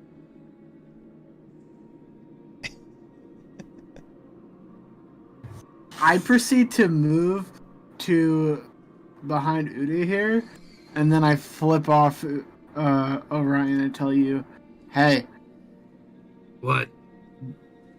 Jesus loves you. Who is this Jesus you're talking about? He's flipping off the monkey. not you. If Muradin only understood what you're saying, you probably will stop being a pointy ear nuisance. Artemis apologizes to Zippy. He makes Orion apologize too. Apology accepted. Groot's just cracking up. He's just laughing his head off. Like, stupid elf cat covered in monkey poo. Meanwhile, Emmet in real life is Jesus does love you. That's true. Herky Timber says, "Have you heard of the Church of Latter-day Saints? I would like to welcome my you God. to..." I'm kidding. Oh my goodness. Harry Penis just knocks him upside his head. "Shut up, you stupid gnome." I think he's a gnome. Yeah, he's a gnome. Okay. That's very fitting given Nader is atheist. Okay, as y'all proceed through the cavern, you notice brambles and brush and rock and debris scatter the ground in front of you. The area ahead is somewhat obscured, but you can see some ruins from the remainder of the castle. In and amongst them, there is a giant tree, and you can only see part of it at the moment. Its red leaves glowing in the darkness, and its branches blackened and twisted, reaching up towards the ceiling like a skeletal hand. A walled clearing is here among the briars. The walls are about 20 feet high, which is less than half the height of the cavern ceiling. Several varieties of plant grow around the perimeter of the clearing, including a few suspicious-looking saplings. But their importance pales before that which stands at the courtyard's center. Beneath the fungal light grows an evil tree. Its blackened, twisted limbs reach upward like a skeletal hand clawing its way out of the earth. Before it stand a few twig blights. A heavily armored young human male with a shield and sword. A blonde young human woman in a robe fit for a noble. And a middle-aged, bearded human male wearing a hooded brown robe and armed with a staff and a sickle. The younger humans have black eyes and gray skin with the texture of bark. So y'all continue to approach. Get probably this far. Yeah. And then you're greeted by Belak the Outcast. And his thoughts. So, Abe, you want to go ahead? Hold a moment. You know not what you do. I am Belak, called the Outcast. My circle expelled me, the fools. Why? Because I dared to expand nature's reach in ways they couldn't grasp. I have found what I sought in the Gulthias tree. It's beautiful, no? It lives, though it looks dead. In an age long past, someone staked a vampire on this very spot. The spot took root, and so grew the Gulthias tree, reverberating with primal power for those who can trap it.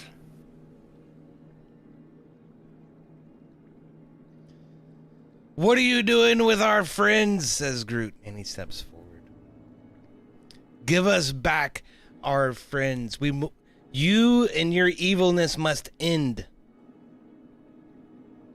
And your blasphemy. End your blasphemy. You're That's blasphemous. You see my friends here?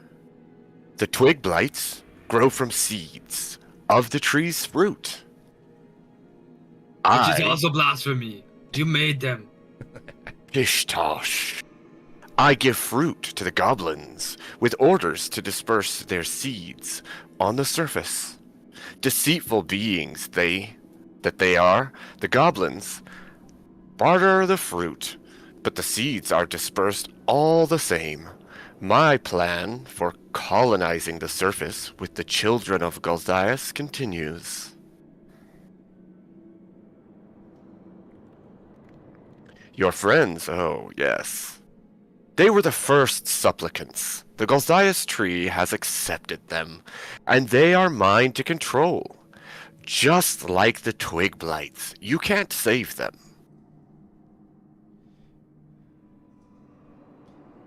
And Hairy Penis sort of comes out to the front a little bit, and he says,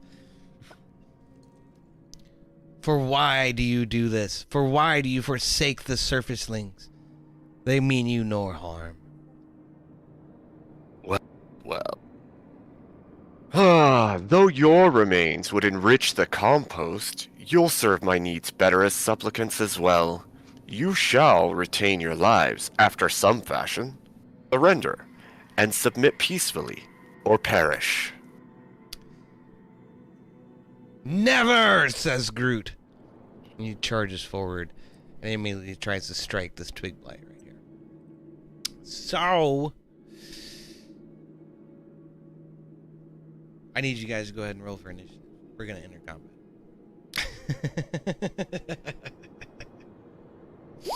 I don't know, unless somebody's enticed by his offer to join his what do we call this? Thralldom. His thralldom? His thralldom. His thralldom. Or simple thralls. You will serve one way or another. You know what? It's kind of tempting. Well, if You know what?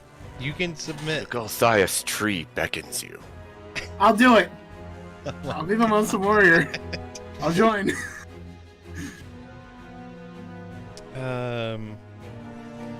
Well, that's unexpected. Hey, it's unexpected, but hey. It brings some light to the game, doesn't it? Kinda. That didn't. Wonderful. It seems you will condemn your party to their own downfall. Here's what I need you to understand as a player, Z, is if you agree to this, you do not have agency over your character for the remainder of the battle. You realize that? Like, I have to tell you what to do. Artemis Who is the elbows traitor? Zippy. Artemis elbows Zippy and goes, "Hey, see the other guy next to him? Doesn't look like he's himself, now does it?" You know what, team? We've done this all this time. I'll stick with you. Good. For a moment I thought I had the chosen wrong. I mean, you're still an elf, but at least you're an honorable one. Unpronounced to Zippy, you can see the glow stop emanating from behind his back.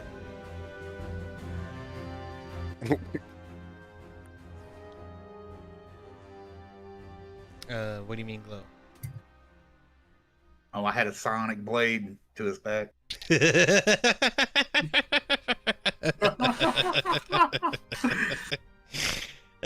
Like hell, I'm letting you join. All right. So, Zippy, looks like you're first. Why don't you go ahead? Alright. Alright, cool. I can do the twig bites in initiative too. Yeah, it's a little... Yeah. Alright, cool. I'm going to move here. I am going to target this one. Sorry. I am going to use my throw spear. That one. Does a 13 hit? 13 hits a twig bite, yeah. And for 5. All right. He's dead. Split him right now. Cool. I'm gonna use my remainder of my what's it called? Movement. And just step right here. I end my turn. Okay, Hairy Penis is up. Hairy Penis is gonna step right behind Urgy Timbers here, and he's gonna take a shot at Belak the Outcast. With That's actually Artemis. that's actually what? Rolled a 17. Artemis is. Oh fuck, dude. Yeah, that's my bad. I'm sorry. I'm fucking misreading shit. You go ahead. I'm sorry. It's fine. It's a black dot in the circle. Oh god, no. Hey, at least it's not his character in the other one. That one is. Yeah, the Black Death. Not good. Alright, so Artemis is going to. He's going to start using his movement speed. Rather, his movement across. Take a shot with a hand crossbow. At that twig blight. Okay. Does 15 hit? Yes. 5 will do For it. 5. That twig bite is And I'll cut finish in it. half. And immediately Groot turns around and says, "Hey, what the hell?" Some be fast, some be slow. And I'll finish my movement to there. And I will.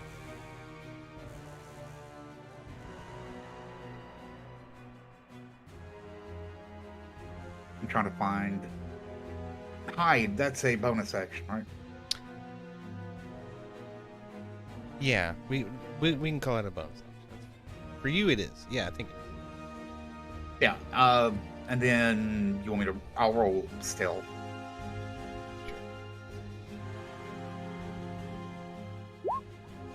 Okay. So, Belak, it's your turn. I cannot see my enemies on the minimap at the moment. Uh-oh. Okay, hold on just a second. I'm blind. Just a little blind. That's Have a you good tried thing. to open your eyes? You can't... I just have a little circle around myself.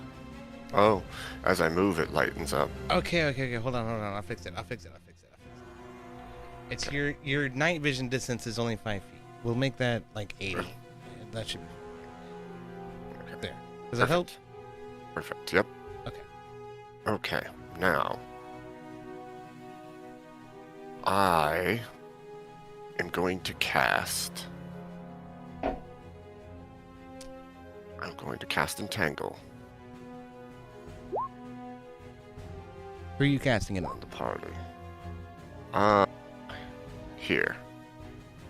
Urky Timbers? Yes. Okay. Because it's got a range on it, it should hit.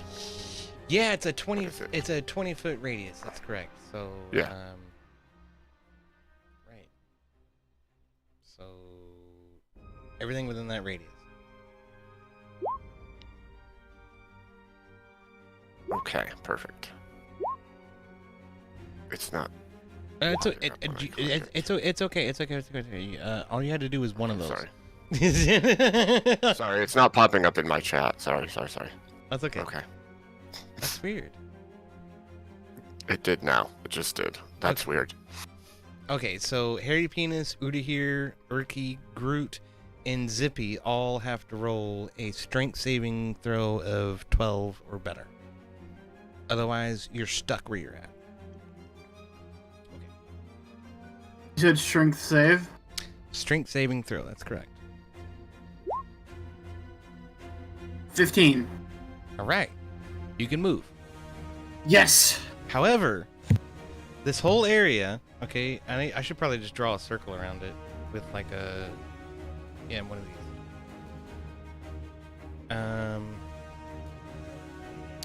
So this entire area is now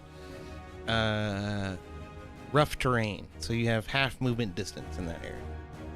Okay. Okay. So Ur'Dahir, go ahead and roll your strength saving throw. Then I'll do for these guys.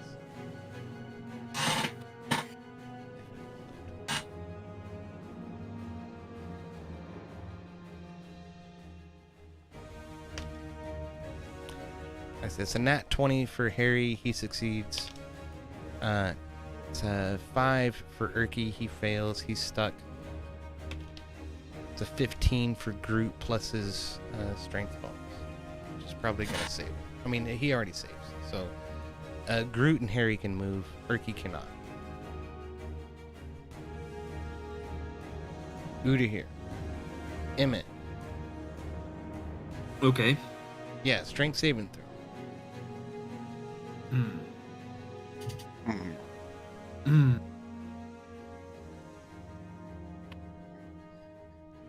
Good luck, you squat. You squat dwarf, you. 15. Okay, so you say. Not squat. You're squat. Okay. Human. You are diddly squat.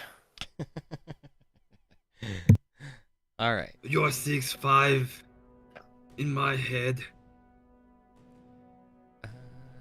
I said that wrong. Yeah,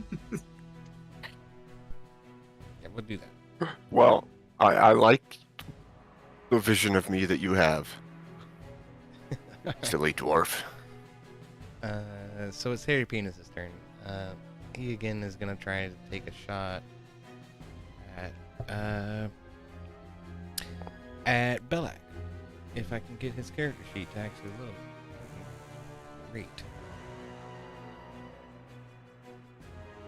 Wow. Nothing is working right now. Like I say, man, they spend so much time trying to make these things look pretty instead of making them work right. It's such a waste. Okay. I can see it. I can see it now. We're making progress. Okay. There. This one. So, 14 to hit. That does. Great. Unless we were previously bark-skinned, that will hit. Good point.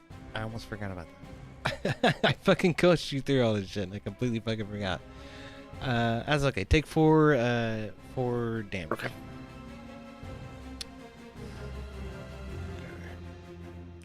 Um, that his spell is a concentration spell.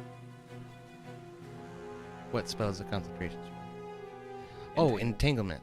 Okay, so then you have to make a wisdom saving throw to maintain the concentration on entangle, to stop earthy timbers from moving, and to maintain the brambles that are sticking up all over this 20-foot area. Wisdom save. 8. I think that fails.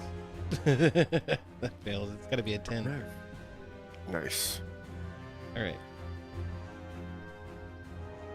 I don't know how to reduce my hit points on this character sheet. That's okay, I'll do it. You can do it on, you have to do it on token. You have to do it on token. So you lost 4. Oh, okay. I think token. Okay. So it's Groot's turn. Since the Twig Blight Groot was about to attack is dead, he's gonna move forward. Who was first? Zippy was. Okay. Hold on just a quick second.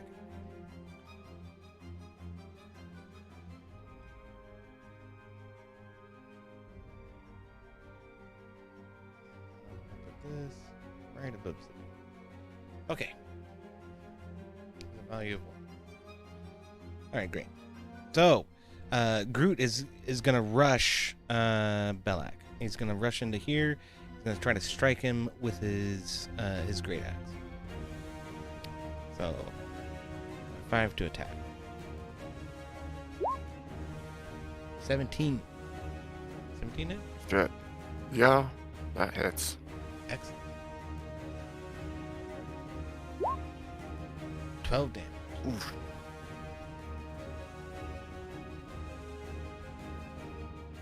Okay. Great. Alright, and that's gonna end Groot's turn. So then it's the Twig Blight's turn. This one Twig Blight is... How far away is he from everybody? It's too far. Yep, okay. Then he's gonna run towards Groot, and try to attack Groot. For what? He's got a +3 to attack. It's a nat 20, so critical damage.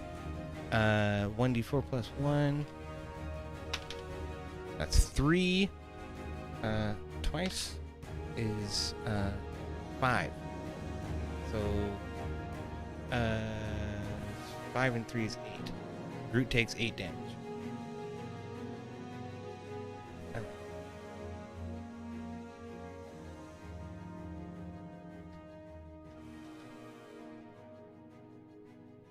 Okay.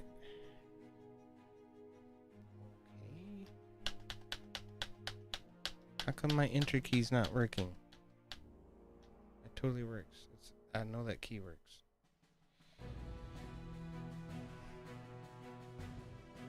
It's 35 minus 8. It's 27. Okay, there you go. Great. Sorry about that. Alright, there's only one Twig Blight alive right now.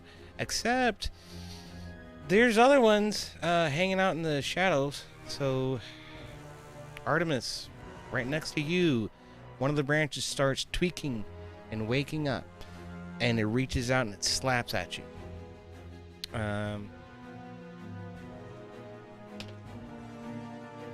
With a 13 plus 3 to hit, so 16 to hit. Armor class is 14. So that hits. Okay. So then 4 plus 1 damage. It's 5 damage. And also one other one rises up out of the brambles right in the middle of the floor right here, and starts to lunge towards Hairy Penis and tries to take a swipe at him. For natural 1. He accidentally swipes at the ground and just kicks up a bunch of dirt. Okay. So, it is Sir Bradford's turn. Alright, So Sir Bradford is a thrall of Belak the Outcast, and so he's gonna immediately move towards Groot in order to try to attack him. Groot's AC is 10. Oh. Okay. So he's gonna strike him with a one-handed longsword strike. Plus 6 to hit. 5 is 11 for a 1d8.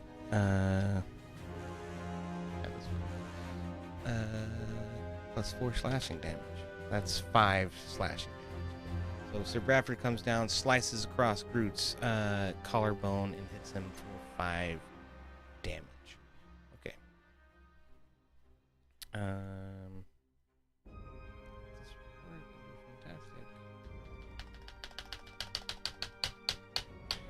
Still don't know why my entry key's not working. It's really strange. Great. So let me open up this whole thing. 9, 5, 20, 2. Great. That ends round 1.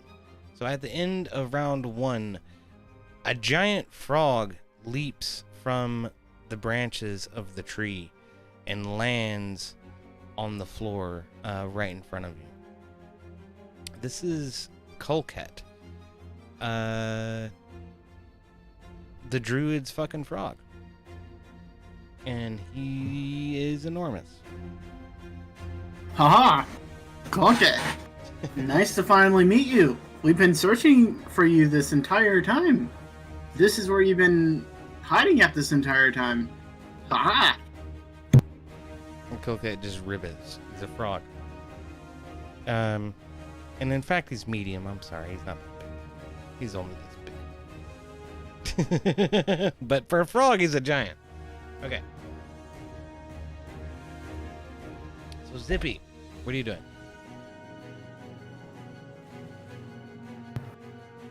I'm just gonna stand here and I'm gonna go after this guy.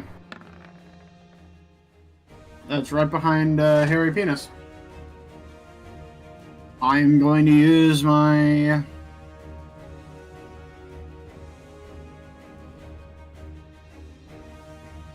Get him, Kolket.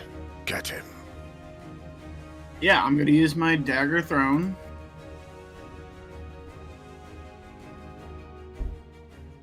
$22. 22 hits.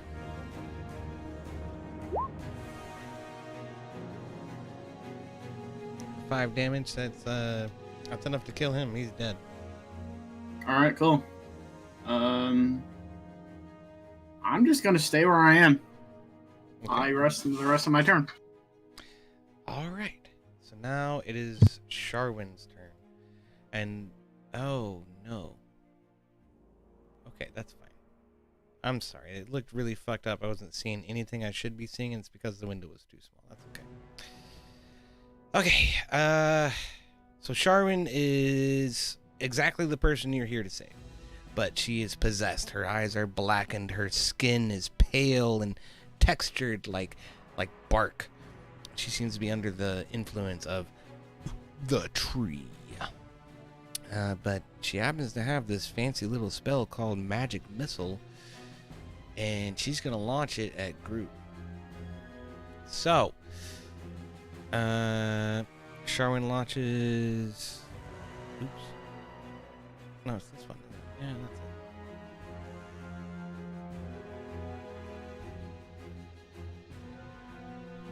it. A Magic Missile straight at Groot. Okay. Sorry.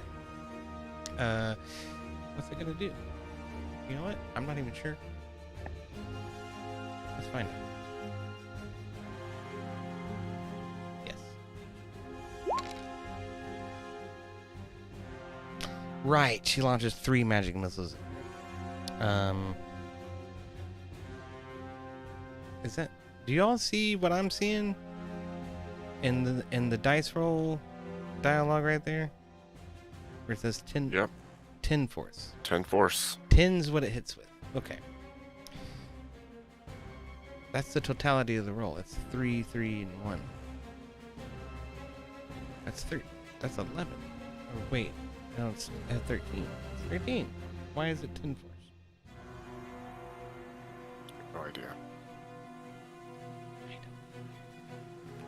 So confused.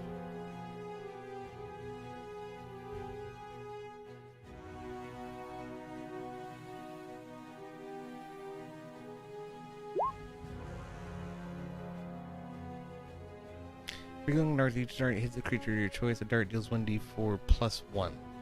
Oh, each dart deals 1d4 plus 1. Okay. The dart strikes simultaneously. All 3 darts went for him. 3, 3, 1. So that's a total of 13 damage to Groot. Okay, great. You can handle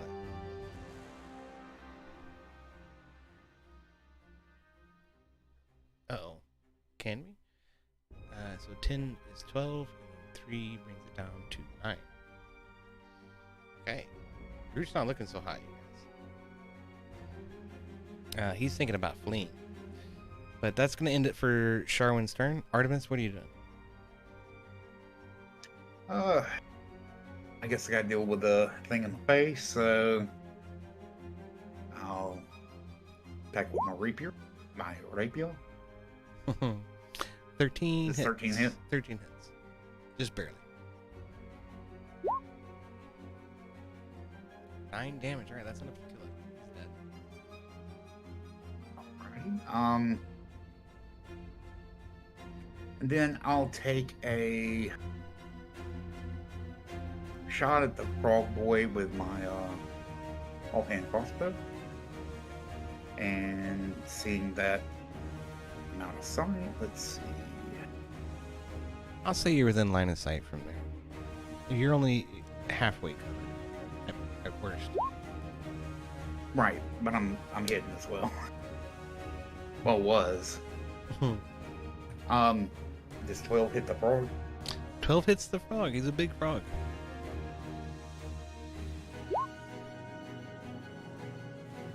$13 damage with an offhand fucking crossbow? Are you fucking kidding me?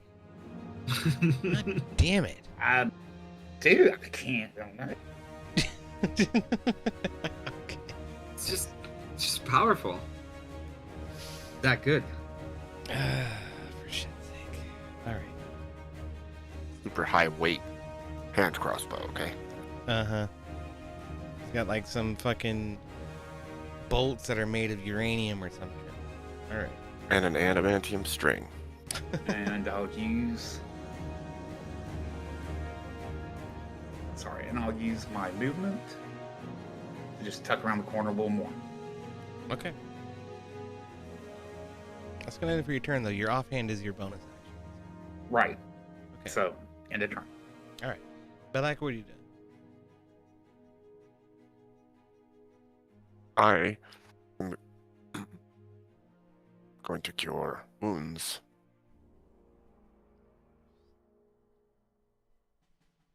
On myself. And don't forget you can use a cantrip as a bonus action.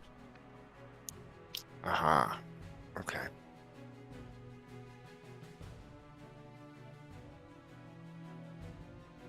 Is that 6 healing? Is that what? Yeah, let's call it 6.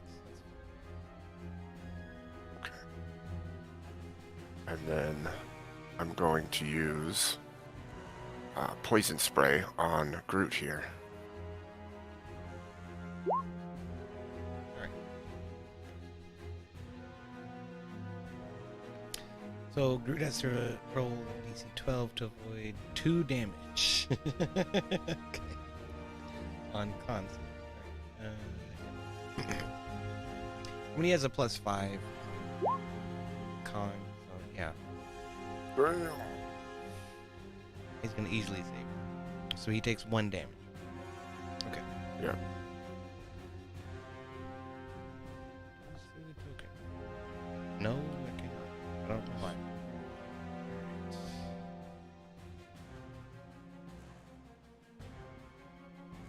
Groot immediately is taken with the poison and it starts to flow over his skin and into his veins. And he says, "Ah! Little help!" Calling back to the party. Anything else, Belak? I think that is it. So Harry Penis is immediately going to look in his inventory and see if he has anything that might be. I don't think he has any healing magic, but there might be a potion in here. Maybe, could be. Nope.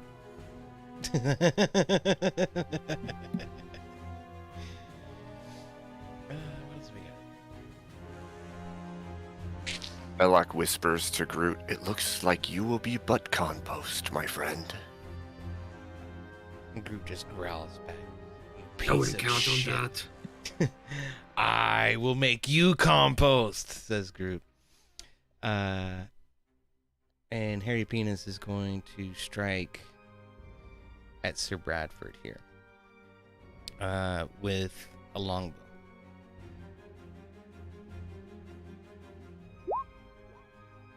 Crit damage. Hot damn. Alright, let me roll crit.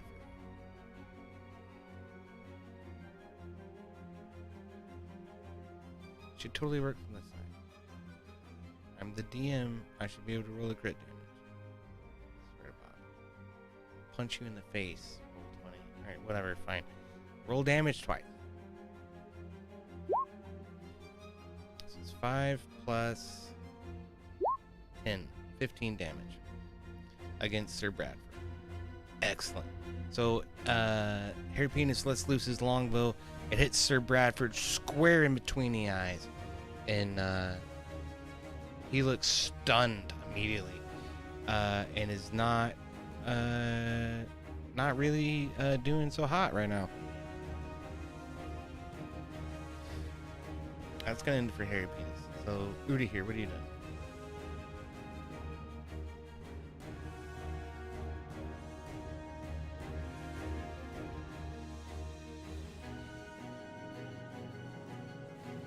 And I forget, is Sir Bradford part of your ward? Is that one of the people you're supposed to be here to save? I can't even remember. It's been so long. We've been delayed so long with this fucking campaign. Emmet, you are muted if you're trying to say something.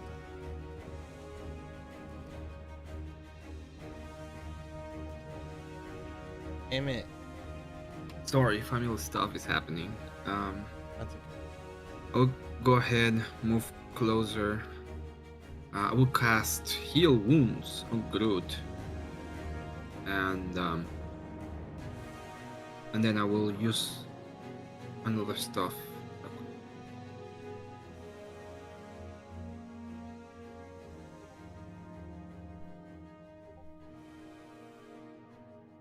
So roll for heal wounds. Right. Okay. Groot gains 8 HP. Yeah. Excellent. And then I'm going to do and use Sacred Flame on this one. Okay, bear with me just a moment. Okay. I'm sorry. I think the token for Groot has been corrupted somehow. He was at 8 HP before. Let's set him back to 8 HP. I might need to leave really soon. Okay. And then you heal him for 8. So, plus 8. 15. It will be 15. Oh wait, 16 if it's 8. It still doesn't work. I don't know what the fuck the problem is. Shit. Okay. 16. And then that's a dex save of 10 to the blight. Who Who succeeds. I need to leave. I'll be back. So he takes 2 damage. Alright, the blight Okay. is still alive. I'm sorry. Just stuff happened. Okay. Alright. Awesome. Alright, so it is actually the frog's turn. So the frog's gonna attack Ur'Dahir. Closest thing. He's gonna reach out with his teeth. He doesn't have any teeth. Jaws, I guess, and try to bite Ur'Dahir. With a +3, so it's 18 to hit. Ur'Dahir's AC is 14, so that hits. For a 1d6 +1. So, 6 damage. Ur'Dahir takes 6 damage.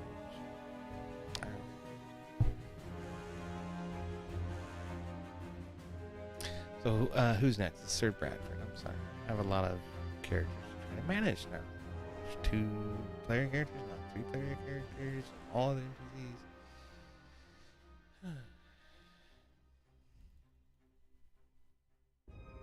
Tell me that worked. Yes. It did. Great. So Sir Bradford is going to try to attack Groot again. And he's going to reach out with his longsword and try to make a melee attack. Or +6, so that's 21 to hit. 21 hits. So, it's a D4. No, it's a D8. I'm sorry. 5 + 4, that's 9 damage. So, all the healing that Ur'Dahir just gave Groot, he just lost. It's down to 7. Alright, and that ends the round. Great, so Zippy, what do you do?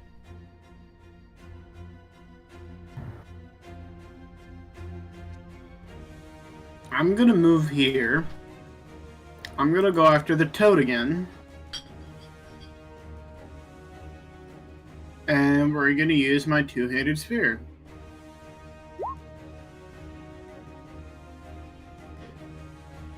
And I freaking fumble. Damn. So,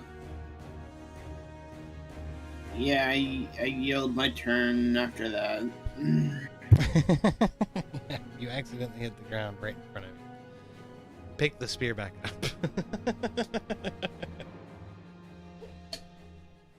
Alright, so Shar and Huckry. Let's see.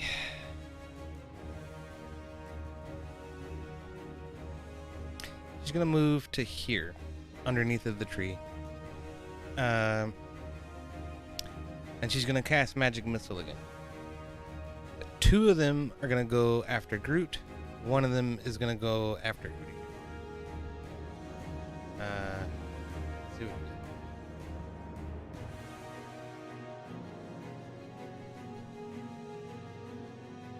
Yeah. Let's see.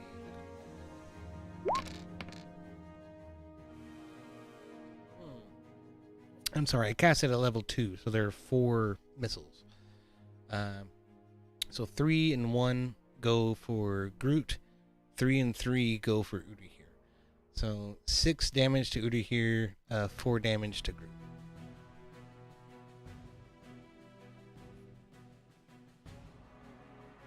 Groot's down to 3 HP. And Ur'Dahir is down to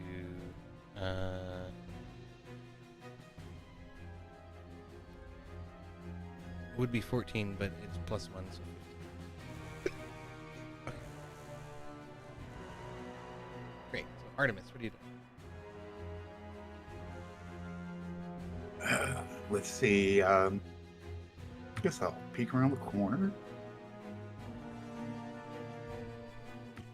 Use my part of my movement to stick around. Take another pot shot at that slimy little bastard in the middle with my crossbow.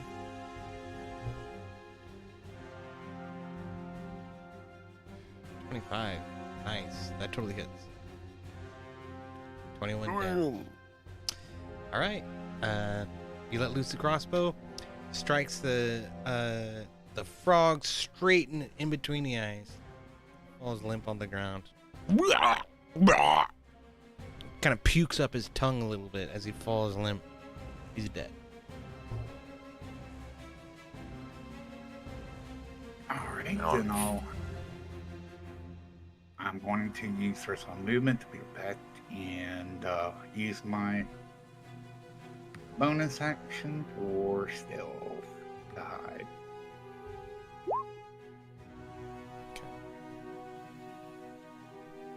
Oh, not that. All right, so Belak, what do you do? I am going to use Cure Wounds on Sir Bradford.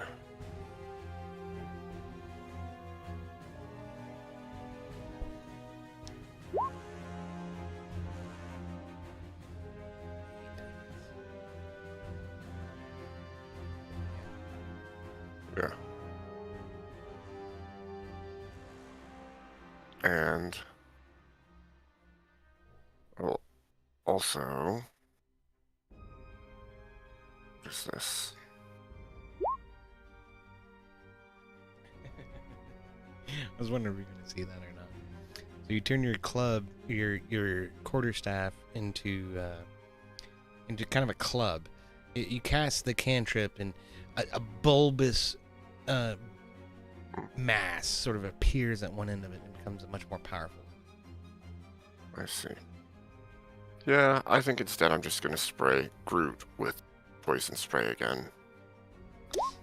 Well, you already cast healing. It's a cantrip. Sir Brad. Oh, poison spray's a cantrip? Fuck. Yep.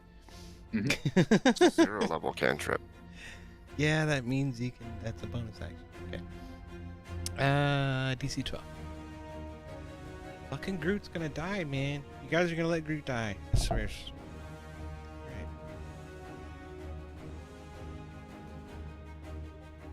Well, there ain't much we can do about it. We got a healer. Yeah. All right. The con save DC 12. 10 plus 5. He just barely saves. So 2 damage. Alright. He's still alive. Just fucking barely hanging on by the seat of his pants. I still don't know why Rare. this input does not work. He has 1 HP. Groot has 1 HP.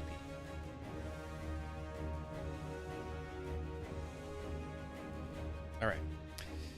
Hairy Penis. Hairy Penis is going to come around to this side of Erky Timbers. I lost the Twig Blight's turn. Son of a bitch. Because I deleted. I shouldn't have done that. Okay. Glad I turned to this one and we'll leave him on. What are we gonna make him? I guess 2. And then I'll put him there. Alright. So Hairy Penis is going to take a shot at this Twig Blight right here. And see if he can't kill him. Okay.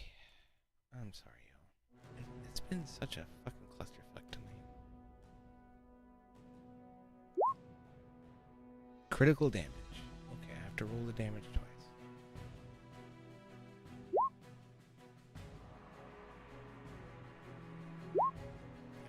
Doesn't matter. 8 was enough to kill him. He's dead. Splits him straight in half. The bow goes through his midriff, and he's in 2 pieces. Alright, so Ur'Dahir, what are you doing? He's gonna try to cast Cure Wounds on Groot once again.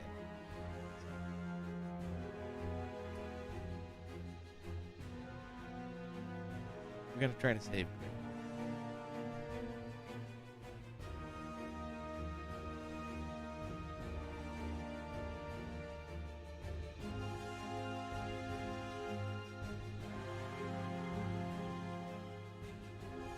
Tear the hill.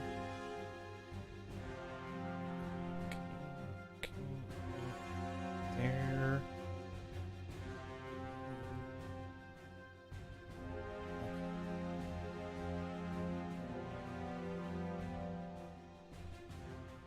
Okay. 16. Nice. Huge fucking save from Ur'Dahir on Groot. Now Groot has 17 health. possible.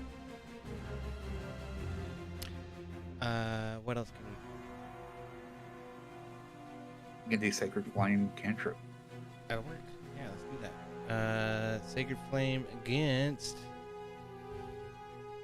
Sir Bradford. Yeah, for sure. So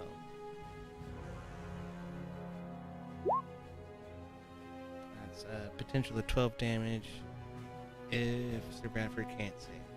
Let's see if he can. 12. I'm gonna say 12 does not save. So he takes the totality of the Sacred Flame. And Sir Bradford is illuminated with holy magic and falls limp on the floor. He's dead.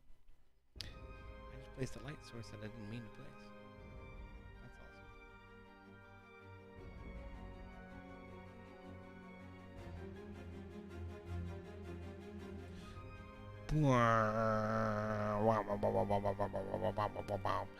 Okay, fine. Yeah, he's dead. Okay. We're not saving him today, apparently. I'm pretty sure Sir Bradford was just the escort, but that's okay. Alright, great. So then it's the frog's turn. The frog's dead. We don't care about the frog. Alright. How do I get rid of this? That's how. Alright. It's the Twiglight's turn. Great. Okay. 2 more Twiglights emerge from the wilderness behind you, Artemis. They appear out of the brush and the brambles and start hulking towards the battle that has become all too apparent to them. One of them doesn't seem to give 2 shits about you and says 20. He's gonna head towards Hairy Penis and try to strike him. For what? +3. On a 1, a natural 1, he misses and hits the ground. The other one is gonna lunge towards you and try the same. For a 15. Does a 15 hit? Yeah. Alright. Great. That's 3 damage. So the Twiglight lunges out with his arms and strikes you, kind of hitting your arm really hard, and it hurts. Sir Bradford's dead. And that's the end of the round.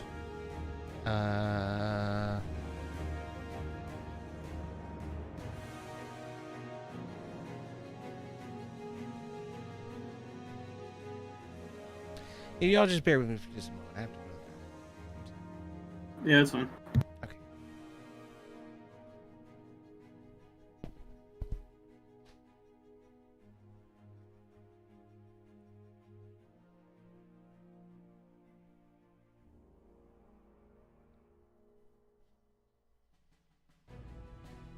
I feel like my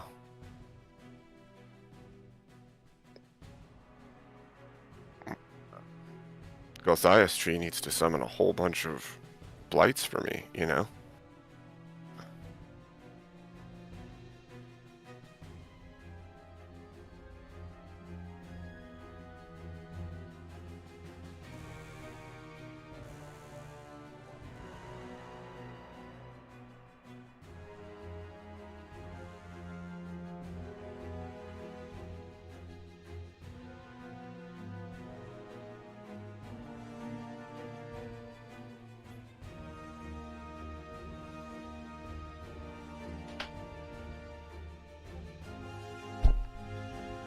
Okay, I'm sorry about that. Back.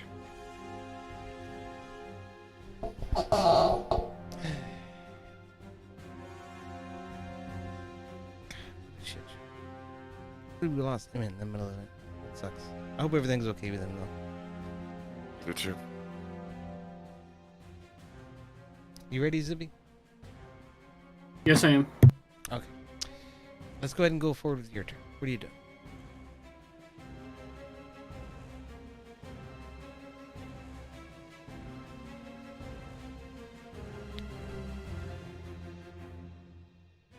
what are you gonna do, Zippy?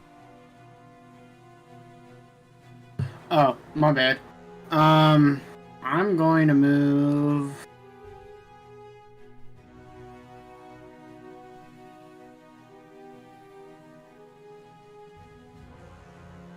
Can I move over here? Or is that still done by thorns and I can't move that far?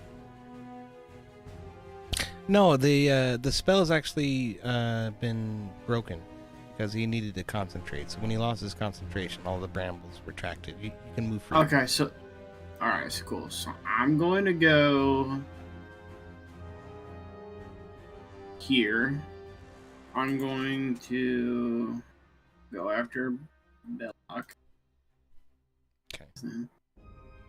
And I'm even going to do that. We're going to do our dagger offhand. It's This 20 hit? yep, sure does. Alright. 4. Okay.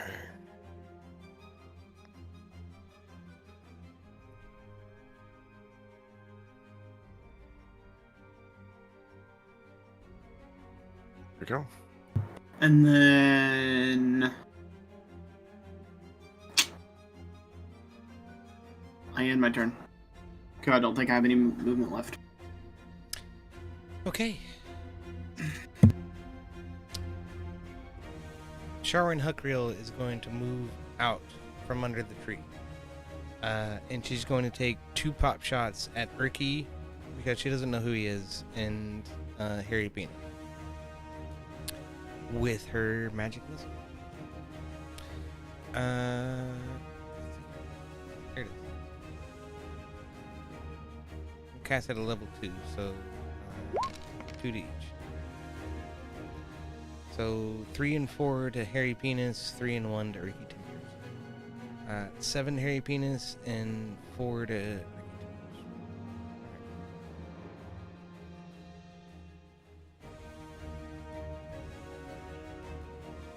Hairy Penis is immediately gonna call out, "You stupid bitch! We're here to save you! Stop shooting me!" Sharwin does not respond. Alright, so Artemis, what do you do? I'll do an attack against that twin white. –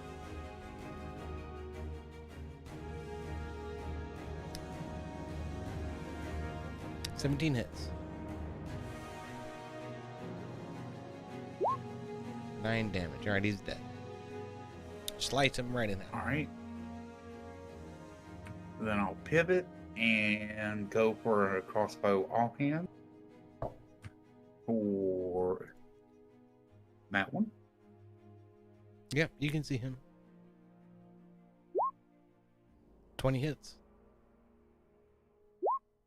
12 damage. He's also dead. Splits him right in half.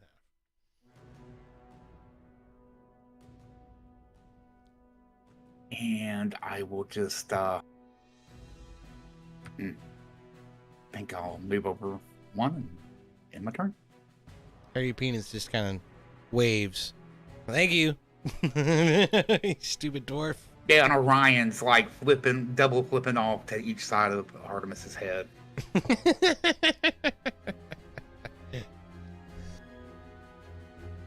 All right, Belak, what are you doing? I'm gonna start by casting this Thunder Wave.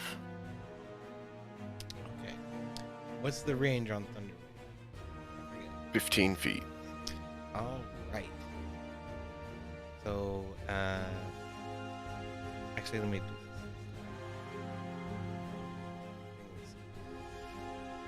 You have no idea. I have like fucking 50 character sheets open right now. It's nuts. Okay. So from here, 15 feet goes that far. The only person you can hit is fucking Groot. I'll say you also get Ur'Dahir. I'll say you also get. Gonna fling, though. That's part of it. Push people away.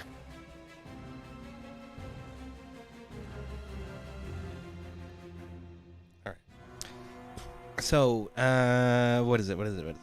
6. Right? Alright, great. So Yep. a DC 12 for Groot and Udi. What is it? A wisdom save? Constitution save. Oh, well, fucking Groot's. He's gonna take half damage. Yeah. Okay. Groot takes half damage. Udi here. He's probably got. No, he doesn't. Not nearly as good as Groot's. 21. Good lord. How does that work? Damn. I don't know. Whatever. Okay, Sorry. fine. They both take half damage. So it's 3 damage to both. All right. So Udi here's -3. I believe they're pushed back 10 feet.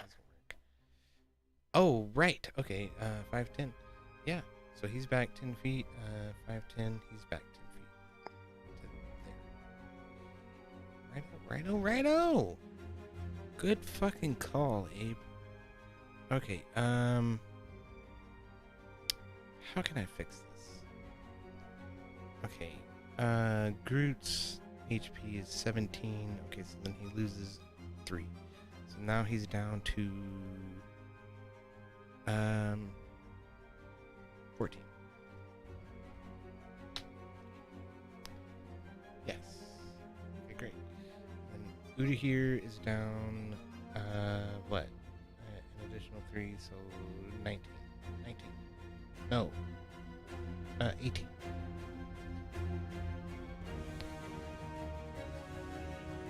I got it right on the character sheets, but the tokens haven't updated. So I don't know what to do about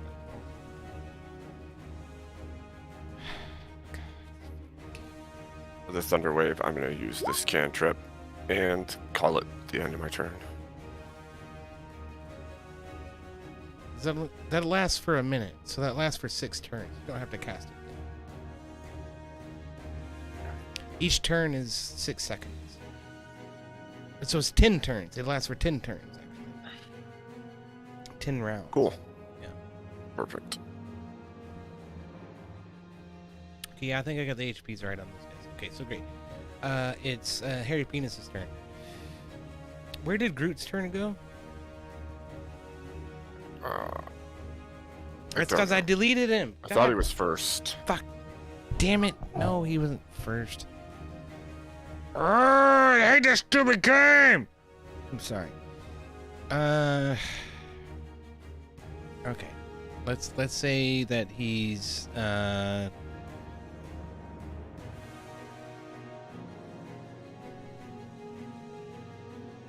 think he was like higher than me in the order. I'm gonna say he's 15, and then he's gonna go after Artemis, or after Harry Penis. Okay. I'm sorry, after Harry Penis. Okay, I'm sorry. Oh my god, that's stupid game. Okay. Harry Penis is gonna attack Belak. With his longbow. That's what he's gonna do. All right, great. What do we get for a shot? 22 hits. Mm-hmm. For 7 damage. Alright. So let's use the longbow. Hits you right in the shoulder. First like a mother. Not gonna kill him. Hit me.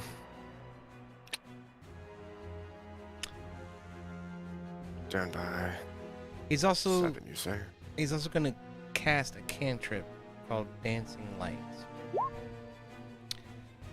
on the woman down here to try to distract her and keep her from attacking the party. Okay. So Sharwin is distracted. Sure. Okay, so Groot. What is Groot doing? Groot's gonna fucking retreat. Like he almost just died like 3 times. So he's just gonna take a step back and throw a throwing axe at Belak.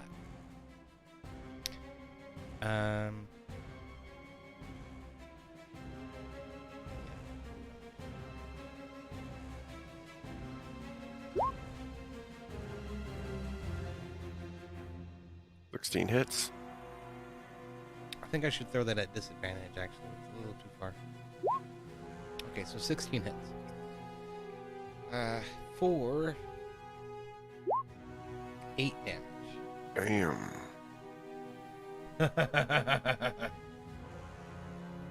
Okay, so Groot looses the hand axe,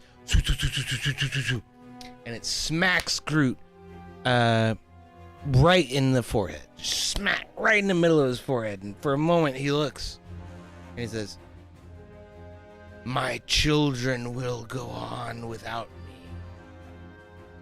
He falls limp to the ground. Belak is dead. But Sharwin is still entranced and is still enthralled. And the tree before you is still growing. Glowing, I should say.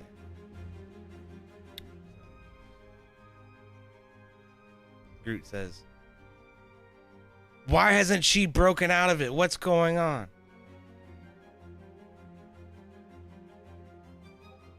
Do you have any theories, Z or Heavyfisted? Artemis hears him complaining and going, and just goes kind of like Fantasy Island. It's the tree, boss. It's the tree.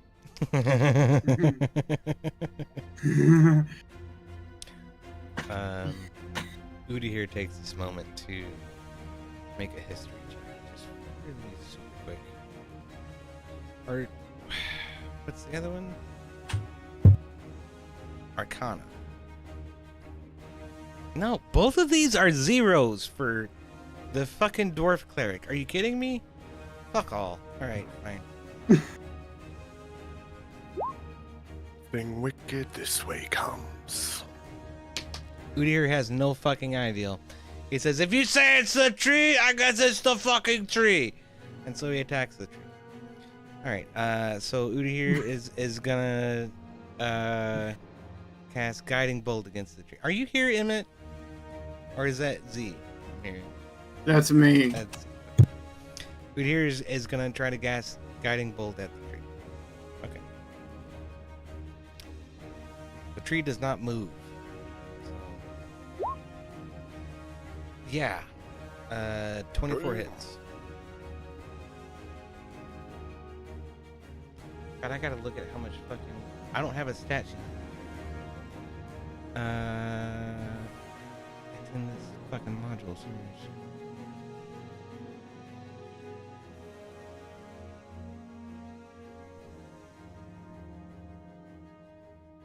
Wait, how much HP does it have? Fuck's sake. Lots and lots. It doesn't have that much. I'm sure of it. 1,000,005. No.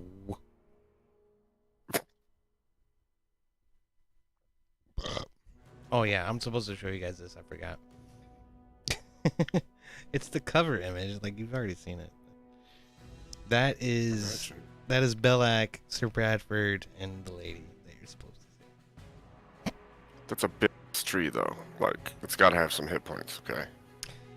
It definitely has some. Probably like 20.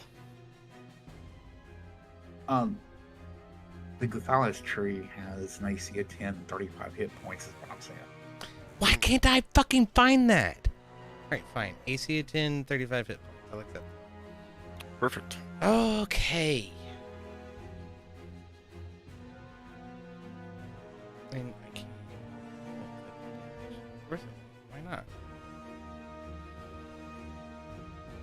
40.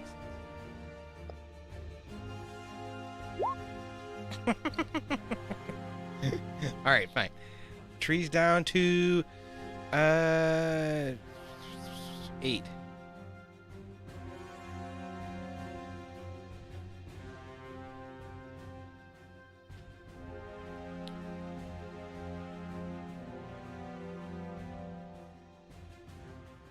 Okay.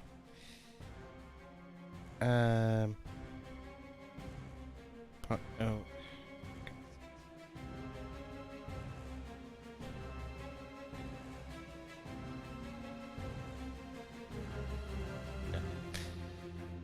Okay, that's the guiding bolt. That's a cantrip. Ur'Dahir still has movement and action to spend. There's something in there I can use. Yes. Playing a priest, or playing a cleric. Guiding bolt's a spell, and sacred flame is a cantrip that you can, if you're still looking for a bonus action. Yeah, alright, fine. He's cast Sacred Flame as well.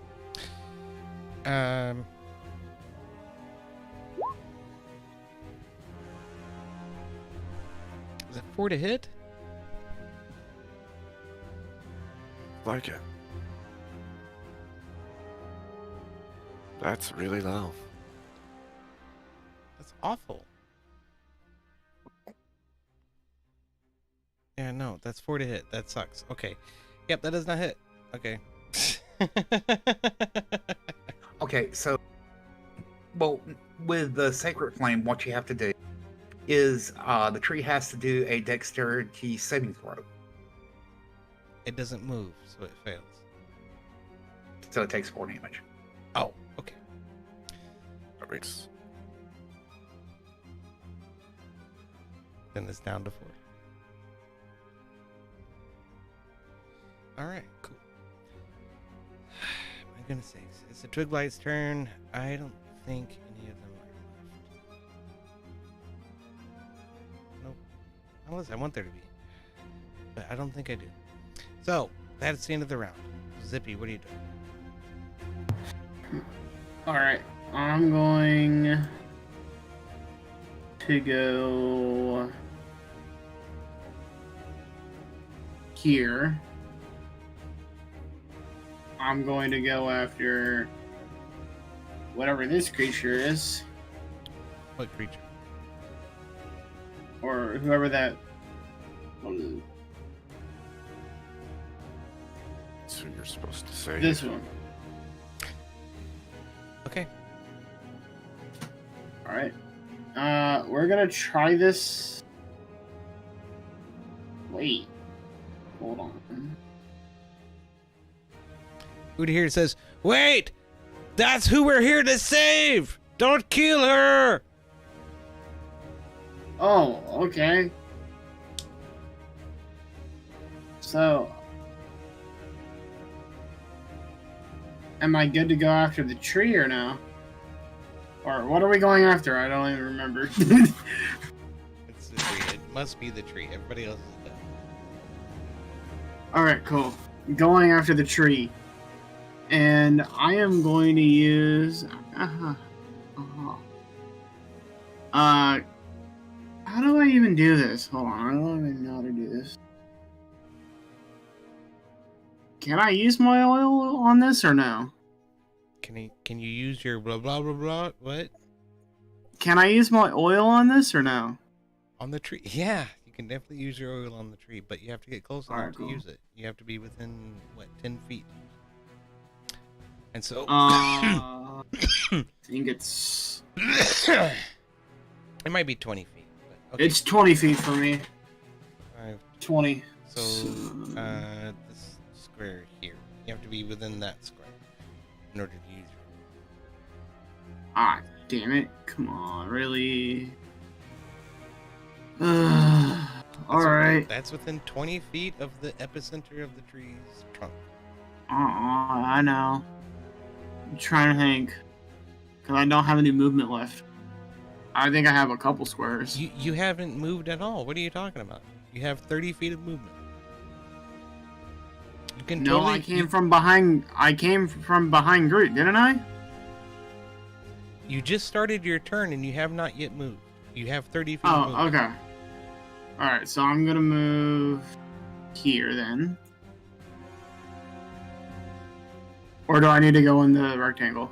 Inside the I right. need to go in the right. Inside the right. Alright, fuck it. I'm going right here, and I'm using my oil. Okay. Now, this is the first time of me doing this, so it says Dex 12 for it. Can't The move. tree does not move. So the tree is Alright, doused in cool. oil. You don't have to worry about that. So I just roll for damage then, right? That's right. Well, okay, so then you also have to use your bonus action to light it. Tinderbox. Yeah. Do I have a... So yeah, it doesn't matter. It's fine. You rolled the damage. 5 damage is good. Okay. But here's how it works. Like technically, okay. Sorry, this is the first time I'm using this. Here's how it works technically. Okay, is your action is to douse whatever with oil. Your bonus action is to light the tinderbox to actually ignite them. Okay. Okay. That's how it works. Just for future reference. I have. So the I have tree. tinderbox. The tree is ignited, okay? Okay. And it's burning. You see, you douse it with oil, and you light your tinderbox and toss a spark onto it, and it immediately engulfs in flames. The trunk is immediately surrounded with flames. It rushes up into all of the branches. All of the leaves immediately catch. All of it's gone, and it starts to burn immediately, and you hear this come from someplace other than where you are, echoing throughout the eons and the plains. And the tree is it's dead. That's it. There's no more tree. It's burnt and to a husk, and there's nothing but this charred remnant of what this clawing tree up into the ceiling might have been. Immediately, Sharwin Huckriel falls to her knees and puts her head in her hands and begins to sob. And she acts like she has no idea where she is or what's going on. But that ends combat. You guys are out of combat.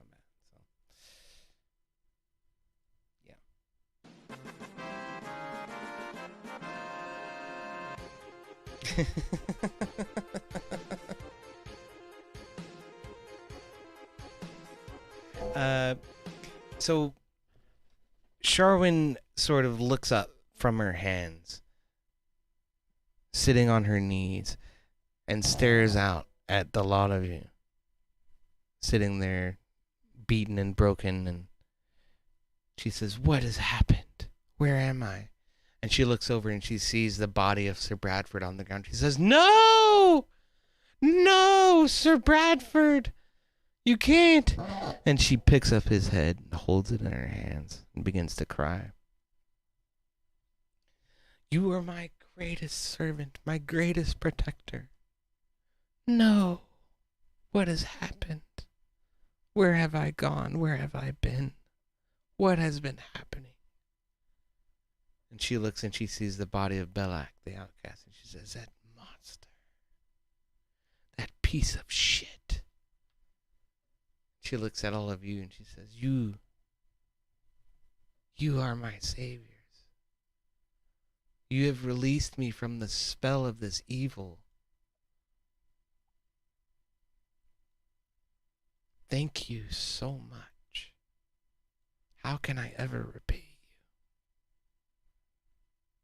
She again falls to her knees.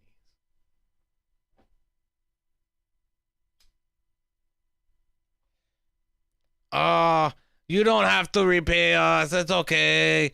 Your ma, she told me come get you. I come to get you, so here I am. You stupid humans. You don't know how to do with fucking necromancy shit. I just come down here to save your stupid asses. Come on, let's get you back to your mother, and so I can get paid."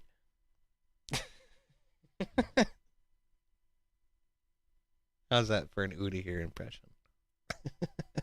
Very good. I almost thought he was back for a second there.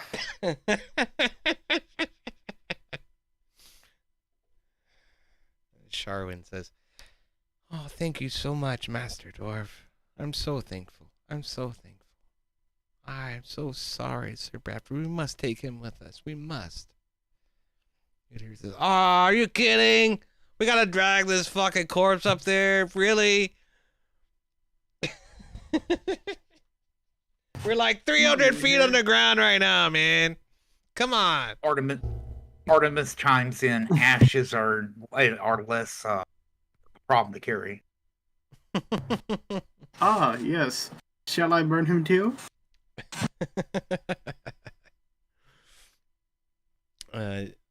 Sharwin says, "No, no, we have to bury him.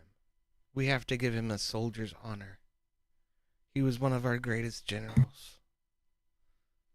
Where are we burying him then? At my mother's church on the surface in whatever the fuck the name of the town is. I fucking forget because it was like 3 months ago. I'm sorry. Oakhurst. We have to bury him at my mother's church in Oakhurst.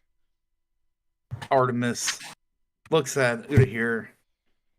You can make that shield into a litter and pull him since this is your pet project and we're following along.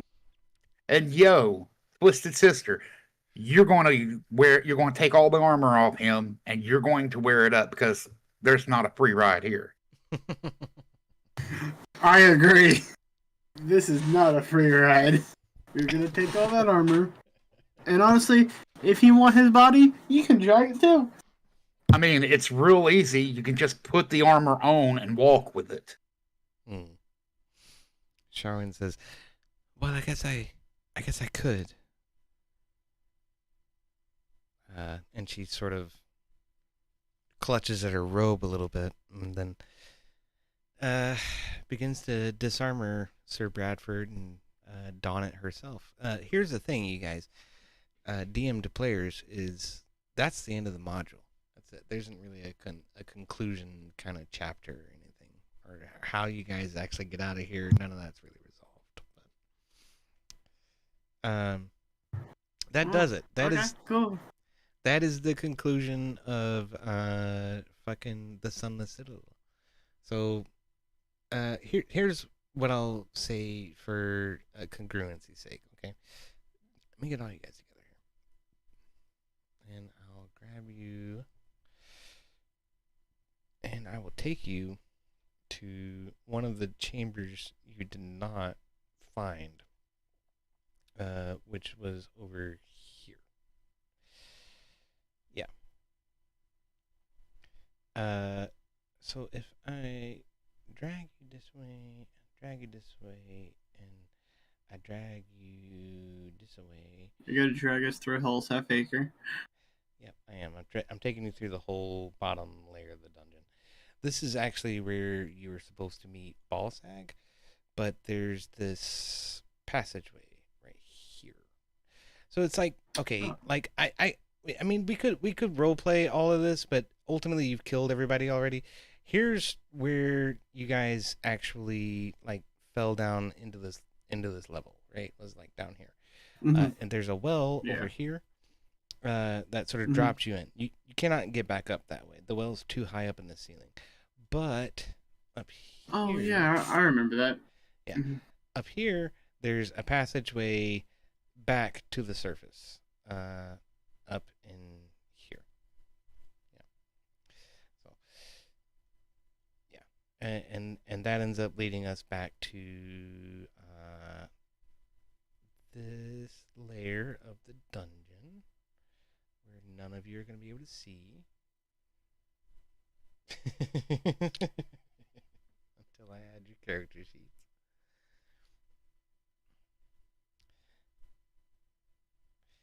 And I'm just, everything is just falling apart so holistically. Like I'm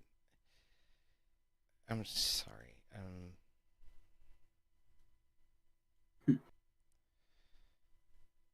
My whole epitome to this. Oh, that's cool. Yeah. Well, let's all be honest. D&D is literally the game of shit happens. Pretty much. Absolutely. Yes. Pretty much. Mistakes, goofiness, chaos. It's more about the time you get to spend with the people than it is the game itself. Yeah. For sure. So, then this is back in Kobold territory, and y'all meet up with the Kobold King, and then he helps you get back to the surface, and yada. Y'all live. Oh, he does? Yeah, he probably would. Because it was some shenanigans. Well, there's always shenanigans. The kobolds are supposed to be friendly. Yeah, they're supposed to be friendly till you take one's life, and then they all hate you forever and come after you forever. Did you Or kill even it? kill their dragon? Well, you definitely killed their dragon, but I don't think you killed a kobold, right? No, but they wanted to. I mean, remember the We wholesale wanted slaughter to. that was supposed to happen? Well, it did happen with the goblins. It totally happened. Yeah, they wanted to go back and kill the kobolds too. All right. All right. Well, that's it. That's it. That's it. This is the conclusion of the Sunless Citadel. All right. That was fun. Thank No. you, EOD. You're welcome. The gnome escaped. The gnome eventually escaped. Yes, Harry Penis didn't have a use for him anymore. He let him go. Well, gentlemen, thank you so much for letting me take part in this final piece of your campaign. It was a lot of fun. Thank you for participating. Thank you for participating. Hell yeah. I man. was wondering why you were here until I figured it out. I told you it would be obvious, didn't I? Yes. Yeah, I was hoping to do the character a little bit of justice and make it some fun. It was So, It was fun. That was excellent, man. It really was. You did really good for having like less than an hour to prepare. So I really appreciate that a lot. yeah, it's a blast. It's always fun. These little get-togethers for like D&D or just having fun is, I don't know, truly enjoyable to me. Oh yeah, brother. Yeah, they are. Anyway, for the D&D Shenanigans channel, thank you all so much for hanging out. That concludes Sunless Citadel. We might do it again later. I don't know. Maybe I could run it better. There's some ways I could probably flesh that out a little bit better. There's some ways I can maybe try to get people to show up a little better. I'll try to work on that. But I do appreciate you guys coming out and hanging out. Many cheers to D&D Shenanigans channel.